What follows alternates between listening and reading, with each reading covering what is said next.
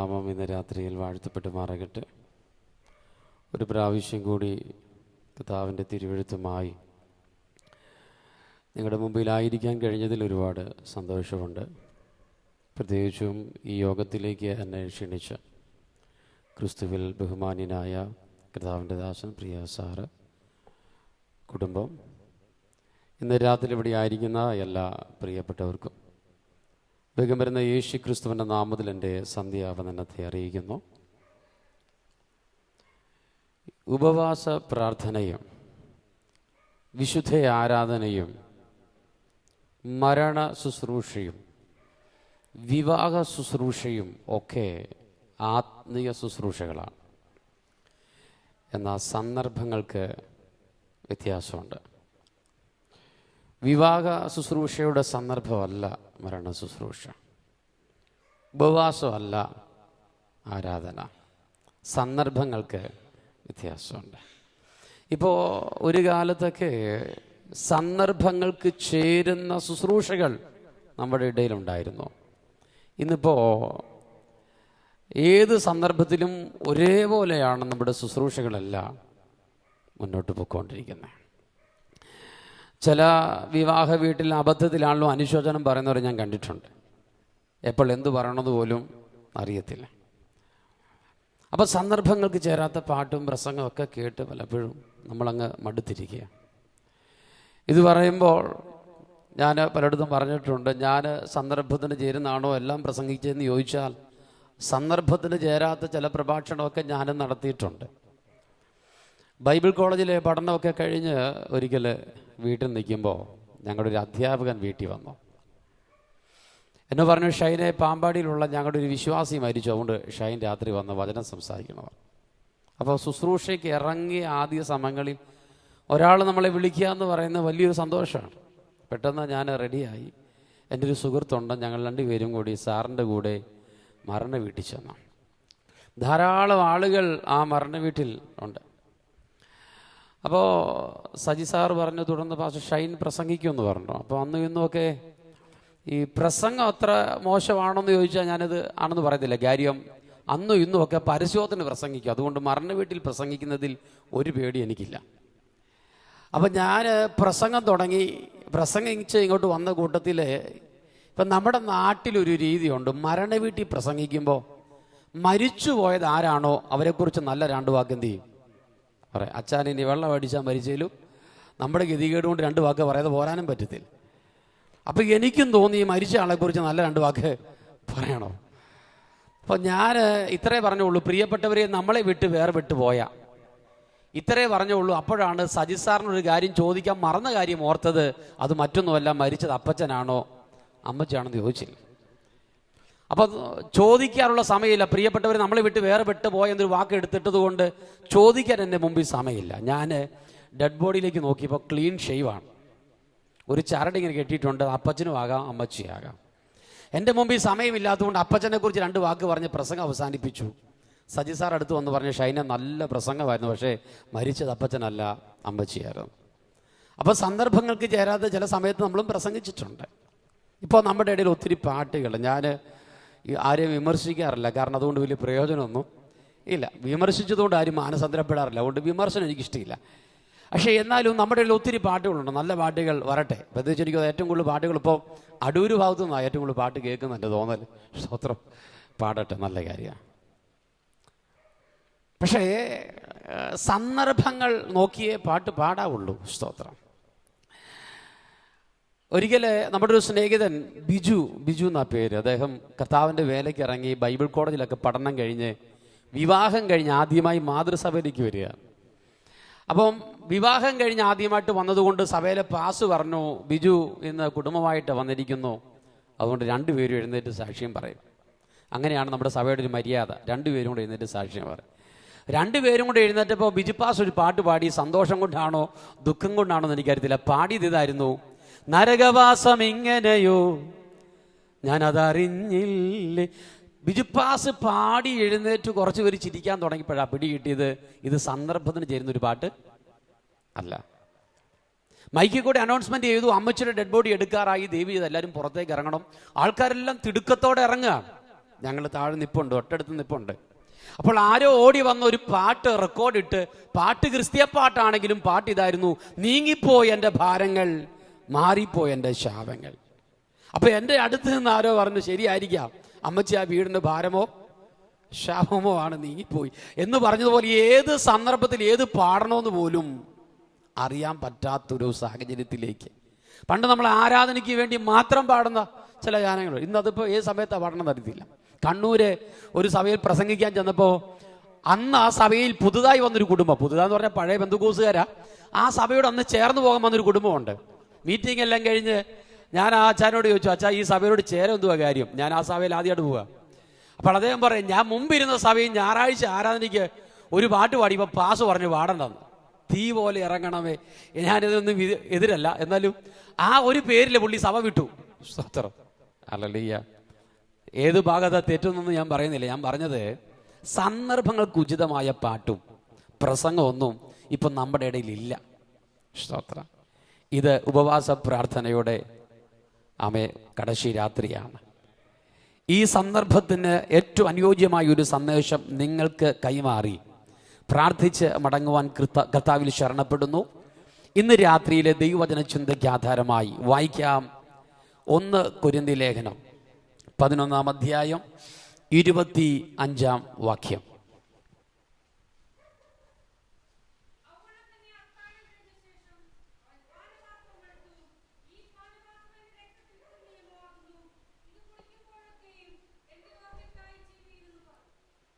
കർത്താവിൻ്റെ ധന്യതിരുനാമം വാഴ്ത്തപ്പെടുമാറാകട്ടെ.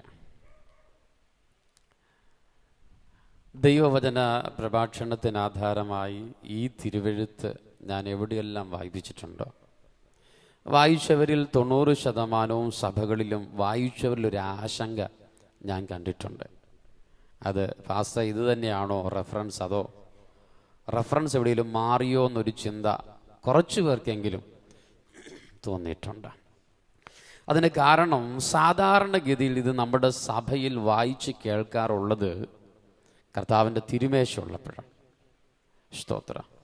അല്ലാതെ നമ്മുടെ സഭയിൽ വായിക്കാറില്ല.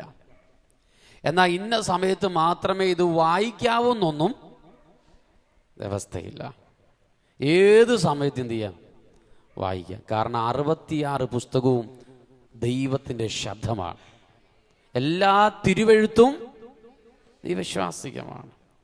അപ്പൊ എല്ലാ പുസ്തകങ്ങൾക്കും എല്ലാ വാക്യങ്ങൾക്കും തുല്യ പ്രാധാന്യം ഉണ്ടെങ്കിലും നമ്മൾ സ്ഥിരമായി വായിക്കുന്ന ചില പുസ്തകങ്ങളും അധ്യായങ്ങളും ഇപ്പോഴും ഉണ്ട്. സ്തോത്രം. ഒരിക്കലേ നമ്മുടെ ഒരു സ്നേഹിതൻ, ഒരു ദൈവദാസൻ ശുശ്രൂഷയ്ക്ക് വന്നപ്പം പറഞ്ഞതുപോലെ, അമ്മമാര് കുഞ്ഞുങ്ങൾക്ക് ദോശ ഉണ്ടാക്കി കൊടുക്കുമ്പോൾ, തീരെ കുഞ്ഞുങ്ങൾക്ക്, അവരത് കഴിക്കാൻ വേണ്ടി അമ്മമാർ ചെയ്യുന്നൊരു കാര്യം, 1 സ്പൂണ് പഞ്ചസാര അതിൻ്റെ നടുക്ക് എന്ത് ചെയ്യും, ആ ദോശയുടെ നടുക്ക് വെച്ച് കൊടുക്കും. മമ്മി അടുക്കളയിലേക്ക് പോയിട്ട് തിരിച്ചു വരുമ്പോൾ ഇവൻ അതിനേക്കാൾ ബിരുദനാണ്. ഇവന് മധുരവും കഴിക്കും, അവിടെ ഒരു തുളയും എന്ത് ചെയ്യും, ആ ദോശ മൊത്തം കഴിക്കത്തില്ല, മധുരം ഇരുന്ന ഭാഗം മാത്രം എന്ത് ചെയ്യും, കഴിക്കും.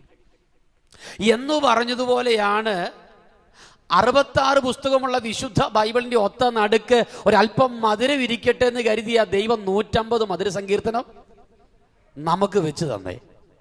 വന്ന് നമ്മളിൽ ഭൂരിപക്ഷം ആളുകളും ഇത് മാത്രമേ കഴിക്കാറുള്ളൂ. എല്ലാ തിരുവെഴുത്തും ദൈവശ്വാസികമാണ്. സ്തോത്രം. ഇത് കർത്താവിൻ്റെ തിരുമേശയോടുള്ള ബന്ധത്തിൽ പൗലോസിന് ലഭിച്ച ചില വെളിപ്പാടുകൾ രേഖപ്പെടുത്തിയിരിക്കുകയാണ്. പുതിയ നിയമസഭയ്ക്ക് 2 അനുഷ്ഠാനങ്ങളേ ഉള്ളൂ. 1 സ്നാനം, 2 കർത്തൃമേശ. സ്നാനവും കർത്തൃമേശയും തിരിഞ്ഞു പോകരുത്. കർത്തൃമേശയും സ്നാനവുമല്ല. കാരണം ആദ്യം നടക്കേണ്ടത് സ്നാനമാണ്. സ്നാനപ്പെടാതെ കർത്താവിൻ്റെ തിരുമേശയിൽ ഭാഗവാക്കാകാൻ അനുവാദമില്ല.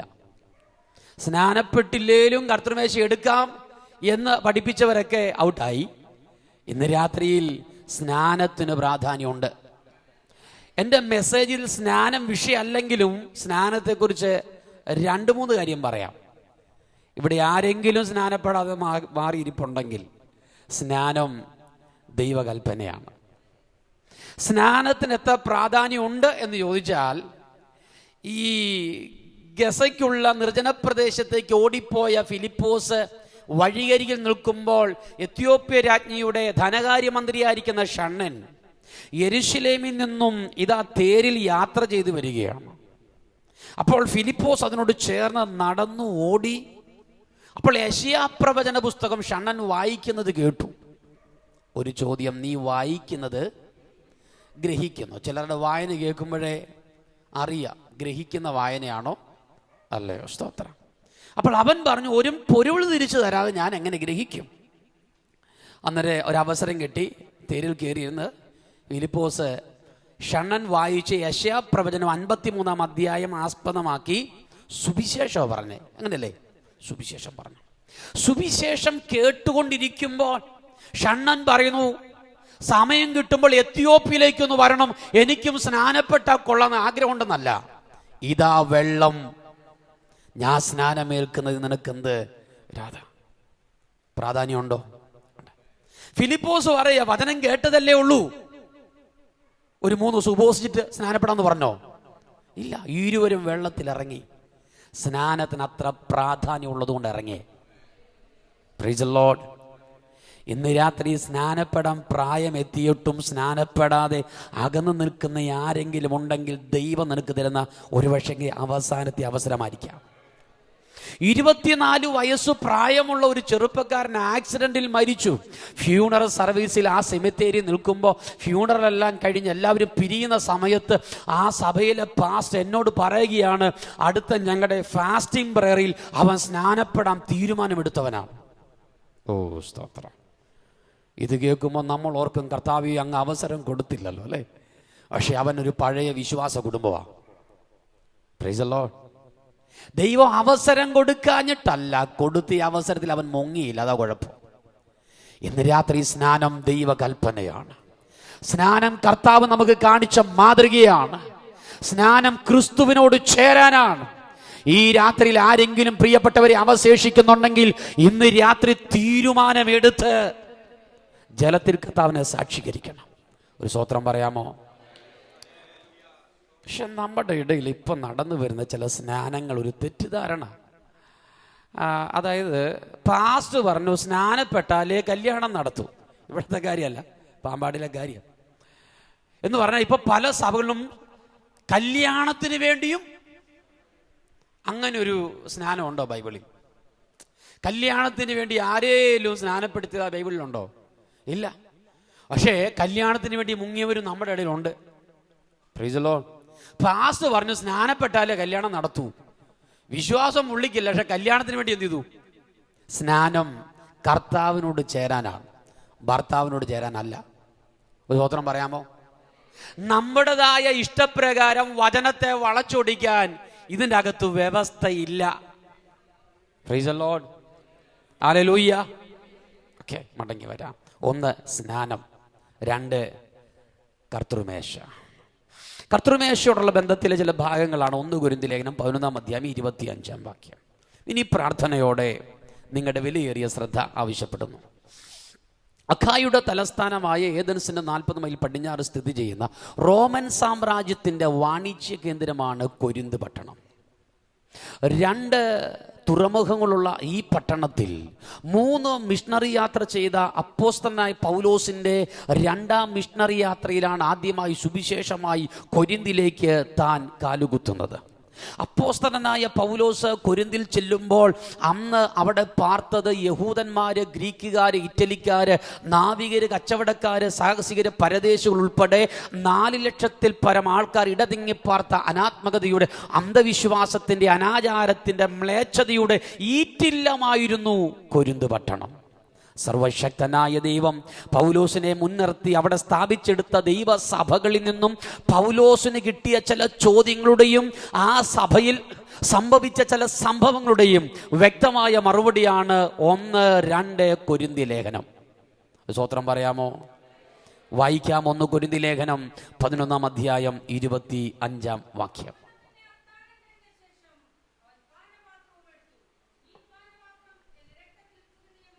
സ്തോത്ര. ഇവിടെ 1 കൊരിന്ത്യർ ലേഖനം 11-ാം അധ്യായം 25-ാം വാക്യം എന്ന് പറയുന്നത് ഇതൊരു പൂർണ്ണ രൂപത്തിൻ്റെ ഭാഗികമായ ഭാഗമാണ്. നമ്മൾ ചിന്തിക്കുന്ന വാക്യം അത് മാത്രമേ ഉള്ളൂ, എങ്കിലും ഇത് പൂർണ്ണ രൂപത്തിൻ്റെ ഭാഗികമായൊരു ഭാഗമാണ്. മനസ്സിലായില്ല? ഇന്ന് രാത്രി ഞാൻ ഈ പ്രസംഗപീഠത്തിൻ്റെ പുറകെ നിൽക്കുന്നതുകൊണ്ട് നിങ്ങൾക്ക് എന്നെ ഫുള്ളായിട്ട് കാണത്തില്ല. ഇത് ഞാൻ ഇങ്ങോട്ട് മാറി നിൽക്കുമ്പോൾ നിങ്ങൾക്ക് എന്നെ പൂർണ്ണ രൂപത്തിൽ കാണാം. പൂർണ്ണ രൂപത്തിൻ്റെ ഭാഗികമായൊരു ഭാഗം എന്ന് പറഞ്ഞാൽ ഇങ്ങനെ എന്നെ നോക്കിയാൽ നിങ്ങൾക്ക് എന്നെ പകുതിയെ കാണുള്ളൂ. പിടികിട്ടുന്നുണ്ടോ? 1 കൊരിന്ത്യർ ലേഖനം 11-ാം അധ്യായം 25-ാം വാക്യം എന്ന് പറയുന്നത് ഒരു പൂർണ്ണ രൂപത്തിൻ്റെ ഭാഗികമായ ഭാഗമാണ്. അതിൻ്റെ പൂർണ്ണ രൂപം ഒന്ന് വെളിപ്പെടുത്താൻ, എൻ്റെ മെസ്സേജ് അവിടെയല്ല എങ്കിലും പൂർണ്ണ രൂപം ഒന്ന് വെളിപ്പെടുത്താൻ 23-ാമത്തെ വാക്യം മുതൽ വായിക്കണം. ഒന്ന് വായിച്ചാട്ടെ. മതി. പൗലോസ്, ഞാൻ വിശ്വസിക്കുന്നു ഏറ്റവും അഭിമാനത്തോടു കൂടി പറഞ്ഞൊരു വാക്കായിരിക്കാം, ഞാൻ കർത്താവെങ്കിൽ നിന്നും. ദൈവങ്ങളെ, എന്നെ സംബന്ധിച്ചിടത്തോളം കുടുംബ പശ്ചാത്തലത്തിൽ ശുശ്രൂഷ കയറി വന്ന ആളല്ല ഞാൻ. സ്തോത്ര. പണത്തിൻ്റെ ബലത്തിലും കയറി വന്നിട്ടുള്ളതല്ല. ഇതൊന്നും പറയാൻ നമുക്കില്ല. ഇന്നിവിടെ നിൽക്കുന്നുണ്ടെങ്കിൽ കർത്താവിൻ്റെ കൃപയൊന്ന് മാത്രമാണ്. പൗലോസ് പറയുക, ഞാൻ കർത്താവെങ്കിൽ നിന്നും. ഈ അക്കാലത്ത് പൗലോസ് നല്ല വിദ്യാഭ്യാസം ഉണ്ടായിരുന്ന ആളാണെന്നൊക്കെ നമുക്കറിയാം. അതുകൊണ്ട് പൗലോസിനെ നോക്കി വിദ്യാബഹുത്വത്താൽ നിനക്ക് ഭ്രാന്ത് പിടിച്ചിരിക്കുന്നു എന്ന് പറഞ്ഞാൽ വിദ്യാഭ്യാസം കൂടിപ്പോയതിൻ്റെ പ്രശ്നമാണ് നിനക്കെന്നാ ഈ പറഞ്ഞേ. അത്രത്തോളം വിദ്യാഭ്യാസം ഉണ്ടായിരുന്ന ഈ പൗലോസ് തൻ്റെ അറിവിൽ ചില പുസ്തകങ്ങൾ എഴുതിയിരുന്നെങ്കിൽ, താൻ പഠിച്ചത് വെച്ച് ചില പുസ്തകങ്ങൾ എഴുതിയിരുന്നെങ്കിൽ 66 പുസ്തകമല്ല, ഇത് ദൈവവചനമാണ്, താരതമ്യം ചെയ്യാൻ പറ്റത്തില്ല. പക്ഷെ 66 പുസ്തകമല്ല, അതിലും ഇരട്ടി പുസ്തകം എഴുതാൻ തലയ്ക്കകത്ത് അറിവുണ്ടായിരുന്നു. എന്നാൽ താൻ പഠിച്ചതിനേക്കാൾ, താൻ കേട്ടതിനേക്കാൾ ഇപ്പോൾ പ്രാധാന്യം കൊടുത്ത വിഷയം, ഞാൻ കർത്താവിൽ നിന്നും പ്രാപിച്ചത്. Price the Lord. അവൻ പറഞ്ഞു, ഞാൻ പഠിച്ചത് ഏൽപ്പിച്ചു തരികയല്ല, ഞാൻ പ്രാപിച്ചത് ഏൽപ്പിച്ചു തരികയാണ്. പ്രാപിച്ചത് പറയുമ്പോൾ ഒരു അഭിമാനമില്ലേ? ഇന്ന് പ്രാപിക്കുന്നത് കുറവാണ്. പ്രാപിക്കുന്നത്, ഒരു സഭയിൽ ഒരു പുതിയ വാസ് വന്ന് ഭയങ്കര പ്രസംഗമായിരുന്നു. പുതിയതായിട്ട് സ്ഥലം മാറി വന്നതാ. അപ്പം നല്ല പ്രസംഗമല്ല ഞായറാഴ്ച. അവസാനം എന്നോടൊരു വിശ്വാസി പറയാം, എൻ്റെ വാസ് അവസാനം ഞങ്ങളെല്ലാം കൂടി പാസ്റ്ററോട് പറഞ്ഞു, പാസ്റ്റർ ഞങ്ങളും പൗരുഷനൊക്കെ കാണുന്നുണ്ടെന്ന്. എന്ന് പറഞ്ഞാൽ മൊത്തം പ്രസംഗം എവിടുത്തെയാ? പ്രസംഗമെല്ലാം നല്ലതാണെങ്കിലും പുള്ളി അതേപടി വന്ന് പ്രസംഗിക്കുക. പോട്ടെ, ഞാൻ പറഞ്ഞത് പഠിച്ചു, പത്രവാർത്തയും പ്രസംഗിക്കട്ടെ, പക്ഷേ പ്രാപിച്ച ഒരു കാര്യമെങ്കിലും പറയണം. Price the Lord. Hallelujah. Okay. അപ്പൊ പൗലോസ് അഭിമാനത്തോടെ പറയുക, ഞാൻ പ്രാപിച്ചത്. ദൈവമക്കളെ, ഉപവാസ പ്രാർത്ഥന കഴിഞ്ഞ് ഇറങ്ങിപ്പോകുമ്പോൾ ചിലത് പഠിച്ചിട്ട് നീ പോകണ്ട, നീ പ്രാപിച്ചിട്ടേ പോകാവുള്ളൂ. യേശു പറഞ്ഞു, മറിയ നല്ല അംശം തിരഞ്ഞെടുത്തു, ആരും അവളോട് അത് അപകരിച്ചില്ല. പ്രാപിച്ചിട്ടേ പോകാവുള്ളൂ. അടുത്തത്, കർത്താവായ യേശുവിനെ കാണിച്ചു കൊടുത്ത രാത്രിയിൽ അവൻ അപ്പമെടുത്ത് വായിച്ചു, ഞാൻ കർത്താവിന് പ്രാപിക്കാൻ നിങ്ങൾക്ക് ഏൽപ്പിച്ചു തരികയും ചെയ്യുന്നത് എന്തെന്നാൽ, കർത്താവായ യേശുവിനെ കാണിച്ചു കൊടുത്ത രാത്രി അവൻ അപ്പമെടുത്ത് സ്തോത്രം ചൊല്ലി നുറുക്കി. ഇത് നിങ്ങൾക്ക് വേണ്ടിയുള്ള എൻ്റെ ശരീരം. മതി. എന്നേക്കാൾ വചനത്തിൽ വളരെ പാണ്ഡിത്യമുള്ളൊരു അഭിഷക്തനെയാണ് നിങ്ങൾക്ക് കിട്ടിയത്. അദ്ദേഹം ഇവിടെ പ്രവർത്തിച്ച കാലമാണ് എൻ്റെ പ്രായം. സ്തോത്രം. ഞാൻ ജനിച്ച സമയത്ത് അദ്ദേഹം ഇവിടെ പ്രവർത്തനം തുടങ്ങി. സ്തോത്രം. എന്നോട് പറഞ്ഞു 40 വർഷമായി പ്രവർത്തനം ഇവിടെ ഉണ്ടെന്ന്. ഞാൻ പറഞ്ഞു, എനിക്കിപ്പോൾ 40 വയസ്സായി. സ്തോത്രം. അപ്പോൾ അത്രത്തോളം കർത്താവ് കരങ്ങൾ ഉപയോഗിക്കുന്ന അഭിഷേകത്തിന് മുമ്പിലായി പ്രസംഗിക്കുന്നത്. അതുകൊണ്ട് ഞാൻ ഈ പറയുന്ന കാര്യങ്ങൾ നിങ്ങൾ കേട്ടിട്ടുള്ളതാണെങ്കിലും പിന്നെ സഹകരിക്കുക. സ്തോത്രം. ഇവിടെ പൗലോസ് പറയുകയാണ്, പഴയ നിയമത്തിൽ അല്ലെങ്കിൽ കർത്താവ് പറഞ്ഞ വാക്കിനെ പൗലോസ് ഇങ്ങനെ ചേർത്ത് വെച്ച് പറയുകയാണ്, കർത്താവ് യേശുവിനെ കാണിച്ചു കൊടുത്ത രാത്രി അപ്പം എടുത്ത് സ്തോത്രം ചൊല്ലി നുറുക്കി. എന്നിട്ട് പൗലോസ് പറയാം, ഇത് നിങ്ങൾക്ക് വേണ്ടി, കർത്താവ് പറയും, നിങ്ങൾക്ക് വേണ്ടിയുള്ള എൻ്റെ ശരീരം. സ്തോത്രം. ഈ അമേരിക്കയിൽ സെറ്റിൽഡ് ആയിരിക്കും നമ്മുടെ പാസ്റ്റർ വിയപുരം ജോർജ് കുട്ടിച്ചാനെ നിങ്ങൾക്ക് അറിയാമല്ലോ. അച്ഛാൻ ഈ മാറാനാഥ എന്ന് പറയുന്ന ഒരു മാസികയിൽ എഴുതിയിരിക്കുന്നൊരു ഭാഗമുണ്ട്. അദ്ദേഹം ഈ കർത്തൃമേശയെക്കുറിച്ച് ഒത്തിരി കാര്യം എഴുതിയിട്ടുണ്ട്. അപ്പോൾ അദ്ദേഹം എഴുതിയൊരു കാര്യം ഞാൻ പറയാം. ഈ യഹൂദന്മാർ പെസഹ ആചരിക്കുമ്പോൾ ഒരു കുടുംബത്തോടുള്ള ബന്ധത്തിൽ അവരുടെ വേണ്ടപ്പെട്ടവരെല്ലാം കൂടി വരും. എന്നിട്ട് മിസ്രൈമിൽ വെച്ച് കുഞ്ഞാടിൻ്റെ രക്തത്താൽ അവർക്ക് കിട്ടിയ വീണ്ടെടുപ്പും വിടുതലും ദൈവം മിസ്രൈമിൽ നിന്നും കനാനിലേക്ക് അവരെ നടത്തിയ വിധങ്ങളുമൊക്കെ ആ കൂട്ടത്തിൽ ഒരാൾ പ്രസംഗിക്കും. ശേഷം പാട്ടുപാടി സ്തോത്രം ചൊല്ലി അപ്പം നുറുക്കി ഭക്ഷിച്ചാണ് അവർ പിരിയുന്നത്. പക്ഷെ യഹൂദൻ ഒരു സിസ്റ്റം അതിൻ്റെ അകത്തുണ്ട്. യഹൂദൻ്റെ ചരിത്രം പഠിക്കുമ്പോൾ നിങ്ങൾ കേട്ട് കാണുമായിരിക്കും, എങ്കിലും യഹൂദൻ്റെ ചരിത്രം പഠിക്കുമ്പോൾ മേശയുടെ പുറത്ത് അപ്പങ്ങൾ അടുക്കിയേ വെക്കാൻ പാടുള്ളൂ. അംഗസംഖ്യ കുറഞ്ഞൊരു വീടാണെങ്കിൽ ഏറ്റവും കുറഞ്ഞത് 3 അപ്പമെങ്കിലും ഉണ്ടാക്കണമെന്നാണ് യഹൂദൻ്റെ സങ്കല്പം. 3 അപ്പം ഉണ്ടാക്കണം, ഏറ്റവും കുറഞ്ഞത്. എന്നാൽ യഹൂദന്മാർ പെസഹ ആചരിക്കുമ്പോൾ ഈ നടുക്കിരിക്കുന്ന അപ്പം യഹൂദന്മാർ കഴിക്കത്തില്ല. യഹൂദന്റെ സങ്കല്പം എന്ന് പറയുന്നത് നടുക്കിരിക്കുന്ന അപ്പം സ്വർഗത്തിൽ നിന്ന് ഇറങ്ങി വന്ന ജീവന്റെ അപ്പമാണ്. അതുകൊണ്ട് ഈ നടുക്കിരിക്കുന്ന അപ്പം മാറ്റി വെച്ചിട്ട് ബാക്കിയുള്ളതേ കഴിക്കത്തുള്ളൂ. യേശു കർത്താവ് വിരിച്ചൊരുക്കിയ മാളികമുറി ശിഷ്യന്മാരോടൊത്ത് പെസഹ ആചരിക്കാൻ ഇരിക്കുന്ന ഇരിപ്പ് നമുക്കെല്ലാം അറിയാം. മേശയുടെ പുറത്ത് ഇതുപോലെ അപ്പങ്ങൾ അടുക്കി വെച്ചിട്ടുണ്ട്. ഒരു 3 അപ്പം ഉണ്ടെന്ന് കരുതിക്കും. അദ്ദേഹം എഴുതിയിരിക്കുന്നത് ഇങ്ങനെയാണ്: അടുക്കി വെച്ച അപ്പത്തിന്റെ മുകളിൽ നിന്നാണ് കർത്താവ് ആദ്യം കയ്യിലെടുത്തത്. ഇത് വാഴ്ച നുറുക്കി ശിഷ്യന്മാർക്ക് കൊടുത്തു. യൂദയും മേടിച്ച് കഴിച്ചു. ബൈബിളിൽ ഒരു വാക്യമുണ്ട്: ഖണ്ഡം വാങ്ങി ഭക്ഷിച്ച ഉടനെ സാത്താൻ അവന്റെ മേൽ വന്നു, അവൻ ഇറങ്ങി പോയി. സാത്താൻ വന്നതുകൊണ്ട് ഇറങ്ങിപ്പോയെ. ഈ ശക്തമേറിയ ആരാധന വെളിപ്പെടുന്ന ചില സഭയിൽ ചില ആൾക്കാർ ഇഷ്ടപ്പെടാതെ ഇറങ്ങിപ്പോന്ന് കണ്ടിട്ടുണ്ടോ? അത് ഈ സാത്താൻ കയറുന്ന യൂദയാ ഒരു മാതൃക. സ്തോത്രം.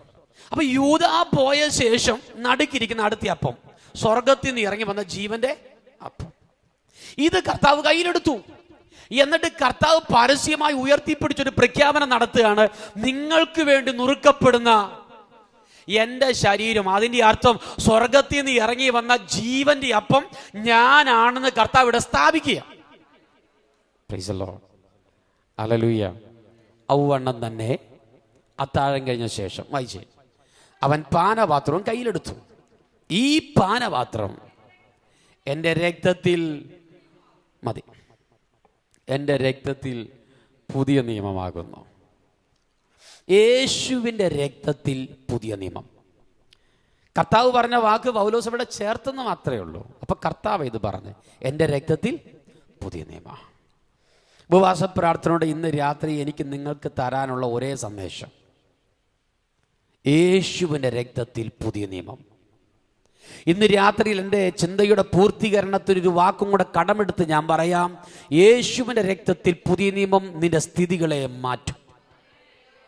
ഈ രാത്രി യോഗത്തിൽ ഇവിടെ വന്നിരിക്കുന്ന നിന്റെ സ്ഥിതി എന്താണെന്ന് അടുത്തിരിക്കുന്നവർക്കും അറിയത്തില്ലായിരിക്കാം. പക്ഷെ ഇന്ന് രാത്രി വിശ്വസിക്കാൻ തയ്യാറായാൽ യേശുവിന്റെ രക്തത്തിൽ പുതിയ നിയമം നിന്റെ സ്ഥിതികളെ മാറ്റും. Price the Lord. ഹല്ലേലൂയ. ഈ വാക്യത്തിനകത്ത് എല്ലാ വാക്കുകൾക്കും വിലയുണ്ട്. യേശു, രക്തം, പുതിയ നിയമം, ഓക്കെ, എല്ലാം വിലപ്പെട്ട വാക്കുകളാണ്. അപ്പൊ ഞാനിത് പഠിച്ചപ്പോ എൻ്റെ ശ്രദ്ധ കൊണ്ടുപോയ ഒരു വാക്ക് പുതിയ നിയമം എന്നൊരു വാക്ക് കണ്ടോ? ഇതെന്റെ രക്തത്തിൽ, ഓക്കെ. ആ പുതിയ നിയമത്തിൽ നിന്ന് നിയമം അങ്ങ് മാറ്റിയാൽ പുതിയെന്നൊരു വാക്ക് കണ്ടോ? പുതിയത്. എന്നാണ് പുതിയതുണ്ടായേ?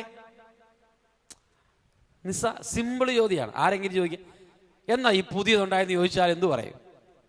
ഞാൻ പറഞ്ഞ് എന്തെങ്കിലും ഇപ്പോൾ ഒത്തിരി ദുരുപദേശങ്ങൾ നമ്മുടെ ഇടയിൽ വർദ്ധിക്കുന്നുണ്ട്. അതുകൊണ്ട് ഇത് അങ്ങനെ തന്നെയാണോ എന്ന് പരിശോധിച്ചിട്ടേ എന്ത് ചെയ്യാവുള്ളൂ, ഏറ്റെടുക്കാവുള്ളൂ. എന്നാ ഈ പുതിയതുണ്ടായേ? എൻ്റെ ചിന്തയാണ്, നിങ്ങൾ സമ്മതിക്കണമെന്നില്ല, ദൈവത്തിൻ്റെ സൃഷ്ടിപ്പിലൊന്നും പുതിയതില്ലായിരുന്നു. ഓ സ്തോത്ര. ദൈവത്തിൻ്റെ സൃഷ്ടിപ്പിലൊന്നും പഴയതുമില്ലായിരുന്നു. ദൈവം സൃഷ്ടിച്ചെന്നേ ഉള്ളൂ. ശരിയാണോ? ദൈവം സൃഷ്ടിച്ചു, പുതിയതുമല്ല പഴയതുമല്ല. അപ്പോൾ പിന്നെ എപ്പോഴാ പുതിയതുണ്ടായെന്ന് ചോദിച്ചാൽ, എന്ന് പഴയതുണ്ടായോ അന്നാ പുതിയതുണ്ടായേ. അച്ഛാ, പഴയതുണ്ടെങ്കിലേ പുതിയതുള്ളൂ. ശരിയാണോ ഞാൻ പറഞ്ഞേ? പഴയതില്ലെങ്കിൽ പുതിയതുണ്ടോ? നിങ്ങൾ മനസ്സിലാകഞ്ഞിട്ടാണോ അതേ പുള്ളി എങ്ങനെയും പ്രസംഗിച്ചിട്ട് പോട്ടെന്ന് വെച്ചാണോ? സ്തോത്രം. പഴയ നിയമം നമുക്ക് വേണ്ട, പുതിയ നിയമം മാത്രം നമുക്ക് മതി. എന്നാ ഒരു പഠിപ്പിക്കലും നമ്മുടെ ഇടയിൽ ഒരാൾ കൊണ്ടോ അത്ര വിജയിച്ചില്ല. പഴയ നിയമം വേണ്ടെങ്കിൽ നീ പുതിയ നിയമം എടുക്കരുത്. കാരണം പുതിയ നിയമം ഉണ്ടാകാൻ കാര്യം എന്തുവാ? പഴയ നിയമമാ. പഴയ നിയമം ഇല്ലെങ്കിൽ പുതിയ നിയമം ഇല്ല. മനസ്സിലാവുന്നുണ്ടോ ഞാൻ പറഞ്ഞേ? അപ്പോൾ എവിടെയെങ്കിലും പുതിയ നിയമം എന്ന് കേൾക്കുമ്പോഴേ ഓർത്തോണം, മറുവശത്ത് എന്തുണ്ട്? ഉണ്ട്, ഉള്ള കാര്യമാണ്. പഴയ നിയമം ഇല്ലെങ്കിൽ പുതിയ നിയമം ഇല്ല. സ്തോത്രം. യേശുവിന്റെ രക്തത്തിൽ പുതിയ നിയമം നിന്റെ സ്ഥിതികളെ മാറ്റും എന്ന് പ്രസംഗിക്കുമ്പോൾ, സ്ഥിതികളെ മാറ്റാത്തൊരു പഴയ നിയമം അവിടെ ഇല്ലേ? ഏതാണ് ആ പഴയ നിയമം? യേശുവിന്റെ രക്തത്തിൽ പുതിയ നിയമം എങ്ങനെയാണ് സ്ഥിതികളെ മാറ്റുന്നത്? ഇപ്പോൾ ഒരു കാര്യവും പിടികിട്ടിയില്ലേലും എന്താണ് ഞാൻ ഈ പ്രസംഗിക്കുന്നതെന്നും മനസ്സിലാക്കിയിട്ടേ ആശീർവാദം പറയത്തുള്ളൂ. യേശുവിന്റെ രക്തത്തിൽ പുതിയ നിയമം നിന്റെ സ്ഥിതികളെ മാറ്റും. അപ്പോൾ സ്ഥിതികളെ മാറ്റാത്ത ആ പഴയ നിയമം ഏതാണ്? യേശുവിന്റെ രക്തത്തിൽ പുതിയ നിയമം എങ്ങനെയാണ് സ്ഥിതികളെ മാറ്റുന്നത്? പുതിയ നിയമത്തിലെ 2 വചനത്തിലൂടെ വെളിപ്പെടുത്താം. യോഹന്നാന്റെ സുവിശേഷം 2-ാം അധ്യായത്തിനും സമയം കിട്ടിയാൽ യോഹന്നാന്റെ സുവിശേഷം 4-ാം അധ്യായത്തിൽ നമുക്ക് ചിന്തിക്കാം, വായിക്കാം. യോഹന്നാന്റെ സുവിശേഷം 2-ാം അധ്യായം 6-7 വാക്യം. മറ്റൊരാൾ ദാനിയേൽ പ്രവചനം 3-ാം അധ്യായം 1-ാം വാക്യം കൂടെ വായിച്ചാട്ടെ.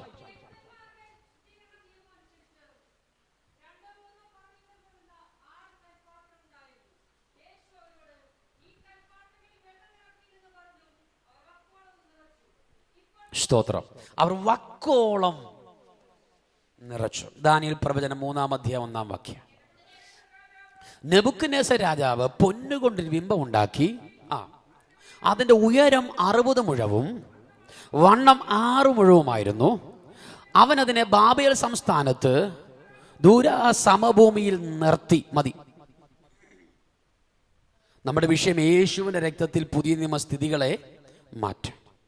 അപ്പൊ സ്ഥിതികളെ മാറ്റാത്ത ആ പഴയ നിയമം ഏതാ? യേശുവിന്റെ രക്തത്തിൽ പുതിയ നിയമം എങ്ങനെയാണ് സ്ഥിതികളെ മാറ്റുന്നത്? ആരംഭമായി യോഹന്നാന്റെ സുവിശേഷം 2-ാം അധ്യായം. ഇനി നമുക്ക് സമയം കിട്ടിയാൽ 4-ാം അധ്യായത്തിലൂടെ ഒന്ന് സമയം കിട്ടിയാൽ മാത്രം കയറാം. അപ്പൊ യോഹന്നാന്റെ സുവിശേഷം 2-ാം അധ്യായത്തിന്റെ 6-7 വാക്യം. അവിടെ യഹൂദന്മാരുടെ ശുദ്ധീകരണ നിയമം അനുസരിച്ചുള്ള 6 പത്രം. ഇനി ഇവിടെ നോക്കിക്കേ. ക്രൈസ്തവർക്കും അക്രൈസ്തവർക്കും ഏറെ പരിചയമുള്ള വിശുദ്ധ ബൈബിളിലെ ഒരു ഭാഗമാണേത്? കാനാവിലെ കല്യാണം. ബൈബിൾ കൈകൊണ്ട് തൊട്ടിട്ടില്ലെങ്കിലും ബൈബിളിൽ നിന്ന് എന്തെങ്കിലും അറിയാമെന്ന് ചോദിച്ചാൽ എല്ലാ മനുഷ്യർക്കും അറിയാവുന്ന ഒരേ ഒരു കാര്യമാണ്, യേശു കാനാവിൽ പച്ചവെള്ളത്തെ എല്ലാവർക്കും അതറിയാം. സ്തോത്രം. ഒരു വിവാഹ വീട്ടിലേക്കാണ് നമ്മൾ പ്രവേശിക്കുന്നത്. Price the Lord. പഴയ നിയമത്തിൽ വാക്യമുണ്ട്, വിരുന്ന് വീട്ടിൽ പോകുന്നതിനേക്കാൾ വിലാപ ഭവനത്തിൽ പോകുന്നത് നല്ലത്. ഇത് നമുക്ക് നല്ലത് ഏതാണ്? വിരുന്ന് വീട്ടിൽ പോകുന്നതിനേക്കാൾ വിലാപ വീട്ടിൽ പോകുന്നത് നല്ലത്. ഇത് നമുക്ക് നല്ലത് ഏതാണ്? രാവിലെ എഴുന്നേറ്റ് ഒരു മരണത്തിന് പോകണമെന്ന് പറയുമ്പോൾ കിടന്നുകൊണ്ട് തന്നെ പറയും, കിടക്കെ വെച്ച് പറയാ, അച്ഛാൻ പൊക്കോ, ഞാന് മരണമെന്ന് പറയുമ്പോഴേ വലിയ ഇൻട്രസ്റ്റ് ഒന്നും ഇല്ല. പക്ഷെ വിവാഹം എന്ന് പറഞ്ഞാൽ അങ്ങനെയല്ല. കല്യാണം വിളിച്ചിട്ട് അങ്ങോട്ട് ഇറങ്ങുമ്പോഴേ ഒരുക്കം ഇവിടെ തുടങ്ങി. ശരിയാണോ? എന്നാലും വചനം പറയുന്നു, വിരുന്ന് വീട്ടിൽ പോകുന്നതിനേക്കാൾ നമുക്ക് ഏതാ നല്ലതെന്നൊന്ന് ചിന്തിച്ചിട്ടേ പോയാവുള്ളൂ. സ്തോത്രം. ഇനി പോട്ടെ, ഇതെല്ലാം പഴയ നിയമമായാലും പുതിയ നിയമമായാലും കർത്താവാണല്ലോ ഇതെല്ലാം പറഞ്ഞേ. അപ്പൊ എൻ്റെ ചോദ്യം, കർത്താവ് എത്ര വിരുന്ന് വീട്ടിൽ പോയി? നമ്മൾ ഈ പ്രസംഗിക്കുന്നവരോട് ചോദ്യം ചെയ്യുന്ന ആൾക്കാരാണ്. അതുകൊണ്ട് പറ, 4 സുവിശേഷം പഠിച്ച കർത്താവ് ആകെ കൂടെ ഒരു വിരുന്ന് വീട്ടിലേ പോയിട്ടുള്ളൂ. അതാണ് ഈ കാനാവിൽ. ശരിയല്ലേ? ഒരു വിരുന്ന് വീട്ടിൽ പോയ നമ്മുടെ കർത്താവ് ലാസറിന്റെ വീട്ടിൽ പോയിട്ടില്ലേ? പോയോ? നൈനിൽ പോയിട്ടില്ലേ? യായിറോസിന്റെ വീട്ടിൽ പോയില്ലേ? ഒരു വിരുന്ന് വീട്ടിൽ പോയ നമ്മുടെ കർത്താവ് 3 മരണ വീട്ടിൽ പോയി മാതൃക കാണിച്ചു. അപ്പൊ കർത്താവ് എന്താണോ എഴുതി വെച്ചത് അത് ജീവിതം കൊണ്ട് വെളിപ്പെടുത്തിയിട്ടാ പോയേ. ഇന്ന് ഏതൊക്കെ പ്രസംഗം ഉണ്ടെങ്കിലും ജീവിതമായിട്ട് അങ്ങോട്ട് പൊരുത്തപ്പെടുന്നില്ല. രക്തത്താലെ ഒരു വിവാഹ വീടാണ്. സ്തോത്രം. ഏകദേശം ഒരു ഫെബ്രുവരി മാസത്തിന്റെ അവസാനമോ മാർച്ച് മാസത്തിന്റെ ആരംഭത്തിലോ നല്ല ഒരു വേനൽക്കാലത്താണ് ഈ കല്യാണം നടന്നതെന്ന് ചരിത്രം വെളിപ്പെടുത്തുന്ന, സാധാരണപ്പെട്ടവരിൽ സാധാരണപ്പെട്ടവരുടെ കല്യാണം. ഇനി അല്പം കൂടെ ഇറങ്ങി പറഞ്ഞാൽ യേശുവിൻ്റെ അമ്മയായ മറിയയുടെ ചാർച്ചക്കാരിൽ ആരുടെയോ ഒരു കല്യാണം. ധാരാളം ആളുകൾ ആ കല്യാണ വീട്ടിൽ വന്നിട്ടുണ്ട്. ഒരു സ്തോത്രം പറയാമോ? നിങ്ങൾ പ്രാർത്ഥനയോടെ എൻ്റെ കൂടെ ഉണ്ടെന്ന് ഞാൻ കരുതുകയാണ്. ഒരുമിച്ച് ആ കല്യാണ വീട്ടിലേക്ക് നമുക്ക് പ്രവേശിക്കാം. സ്തോത്രം. ഈ കാനാവിലെ പശ്ചാത്തലം ഒന്ന് വിട്ട് നമ്മുടെ ഒരു പശ്ചാത്തലം പറയാം. ബാസ് അനീഷ് കാവാലം പറഞ്ഞതുപോലെ, ഈ കൊയ്ത്തിന് പോകുന്ന അമ്മച്ചിയോട് കൊയിനോനിയ എന്ന് പറഞ്ഞാൽ അമ്മച്ചിക്ക് എന്തോ പിടികിട്ടാനെന്ന് പറഞ്ഞ പോലെ നമ്മൾ അവരുടെ പശ്ചാത്തലം പറയാം, നമ്മുടെ പശ്ചാത്തലം പറയാം. ഇപ്പം നമ്മുടെ ഒരു പശ്ചാത്തലം എന്ന് പറയുമ്പോൾ കല്യാണം എന്നൊക്കെ പറയും. കല്യാണം കഴിഞ്ഞവരും കല്യാണം നടത്തിയവരും കല്യാണം കണ്ടവരും കല്യാണത്തിന് കഴിച്ചവരും ഒക്കെ ഇവിടെ ഇരിപ്പുണ്ട്.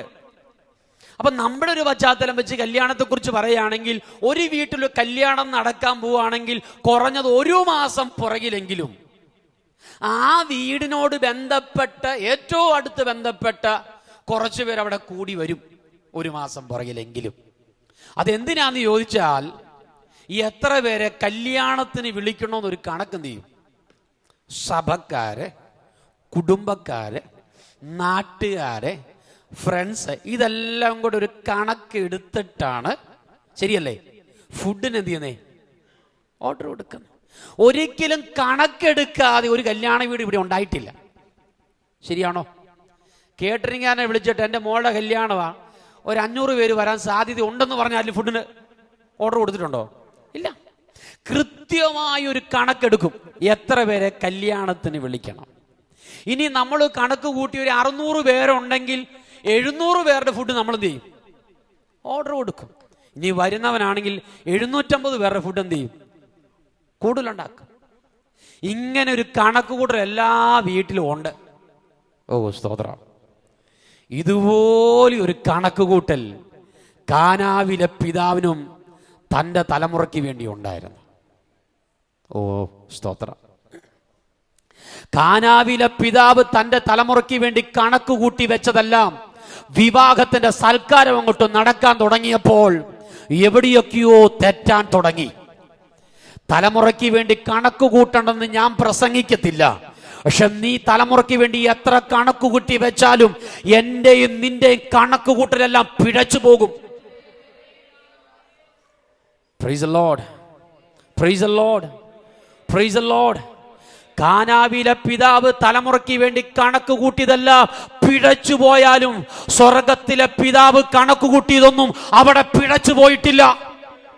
എന്റെയും നിന്റെയും കണക്കുകൂട്ടൽ തെറ്റിപ്പോയാലും എന്റെയും നിന്റെ തലമുറയെക്കുറിച്ച് ദൈവത്തിന് ഒരു കണക്കുകൂട്ടലുണ്ട്.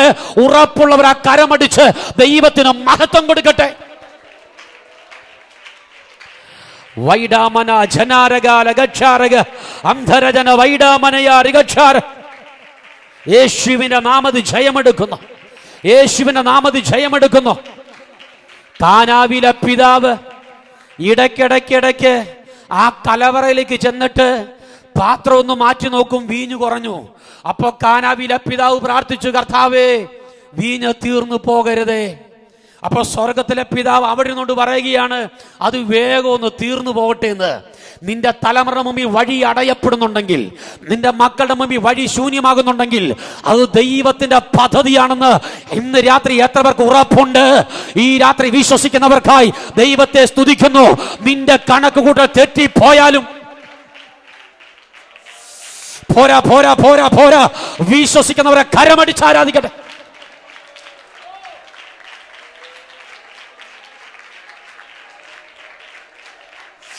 വൈഡാമന ജനാരകാലഗക്ഷാരക. ഇന്ന് രാത്രി തലമുറയെ കുറിച്ചുള്ള നിന്റെ കണക്കുകൂട്ടൽ തെറ്റിയോ? സ്വർഗത്തിലെ അപ്പന് ചില പദ്ധതിയുണ്ടെന്ന് ഉറപ്പുള്ളവർ മാത്രം ഇന്ന് രാത്രി ദൈവത്തിന് മഹത്വം കൊടുക്ക്.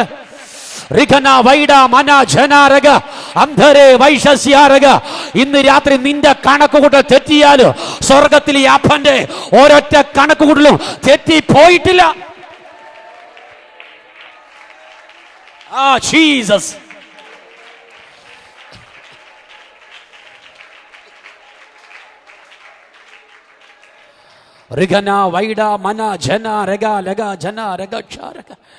ഓ സ്തോത്ര. 92 സങ്കീർത്തനം 5 വാക്യത്തിൽ ഇങ്ങനെ പറയുന്നു, യഹോവയുടെ വിചാരങ്ങൾ അത്യന്തം അഗാധമായവ തന്നെ.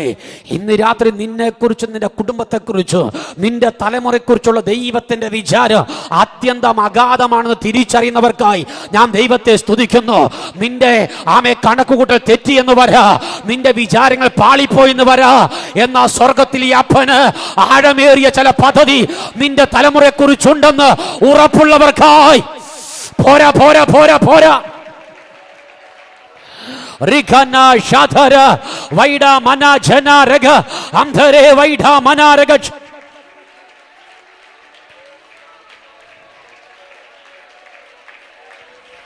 യഹോവയുടെ വിചാരങ്ങൾ അത്യന്തം അഗാധമായവ തന്നെ. അഗാധം എന്ന് പറഞ്ഞാൽ ആഴമേറിയത്, അത്യന്തം അഗാധം എന്ന് പറഞ്ഞാൽ കണ്ടാലും തിരിച്ചറിയാൻ പറ്റത്തില്ല.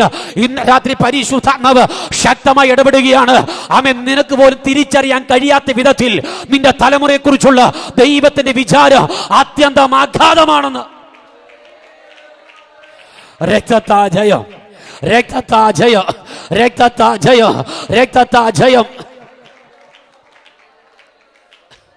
3 മാസം പ്രായമുള്ള ഒരു കുഞ്ഞിനെ കയ്യിലെടുത്ത്, ആരുടെ ശ്രദ്ധ പതിക്കാത്ത ഒരു സമയം തെരഞ്ഞെടുത്ത് എങ്ങനെയോ സംഘടിപ്പിച്ച് ഒരു ഞാങ്ങണ പെട്ടകം കയ്യിലെടുത്തുകൊണ്ട് ആരും കാണല്ല എന്ന് കരുതി നൈൽ നദിയിലേക്ക് അവർ ഓടുകയാണ്. അവസാനമായി ആ പെട്ടകം വെച്ചിട്ട് അതിലേക്ക് 3 മാസം പ്രായമുള്ള ആ കുഞ്ഞിനെ അവിടെ കിടത്തിയിട്ട് അവസാനമായി ഒരു നോക്കും കൂടെ നോക്കിയിട്ട് പെട്ടകത്തിന്റെ വായടച്ചിട്ട് അമ്രാമും യോഖേബനും കൂടെ ഒരുപക്ഷെ ഇങ്ങനെ കരഞ്ഞുകൊണ്ട് പറഞ്ഞു കാണൂ, എന്റെ കർത്താവേ, 3-ാമത്തെ മാസത്തിൽ എന്റെ കുഞ്ഞിനെ എടുക്കാൻ വേണ്ടിയാണോ നീ എനിക്ക് അവനെ തന്നത്? 3 മാസം കൊണ്ട് എന്റെ കുഞ്ഞിനെ അങ്ങ് തിരിച്ചെടുക്കുകയാണോ എന്ന് അന്ന് ചോദിച്ചു കാണും. കർത്താവ് പറയുക, ഇവൻ 3 മാസം കൊണ്ട് തീരേണ്ടവനല്ല, ഇവൻ 120 വർഷം എനിക്ക് വേണ്ടി പ്രയോജനപ്പെടേണ്ടവനാ. നിന്റെ തലമുറയെ കുറിച്ച് ദൈവത്തിനുള്ള വിചാരം അത്യന്തം അഗാധമാണെന്ന് ഉറപ്പുള്ളവർക്കായി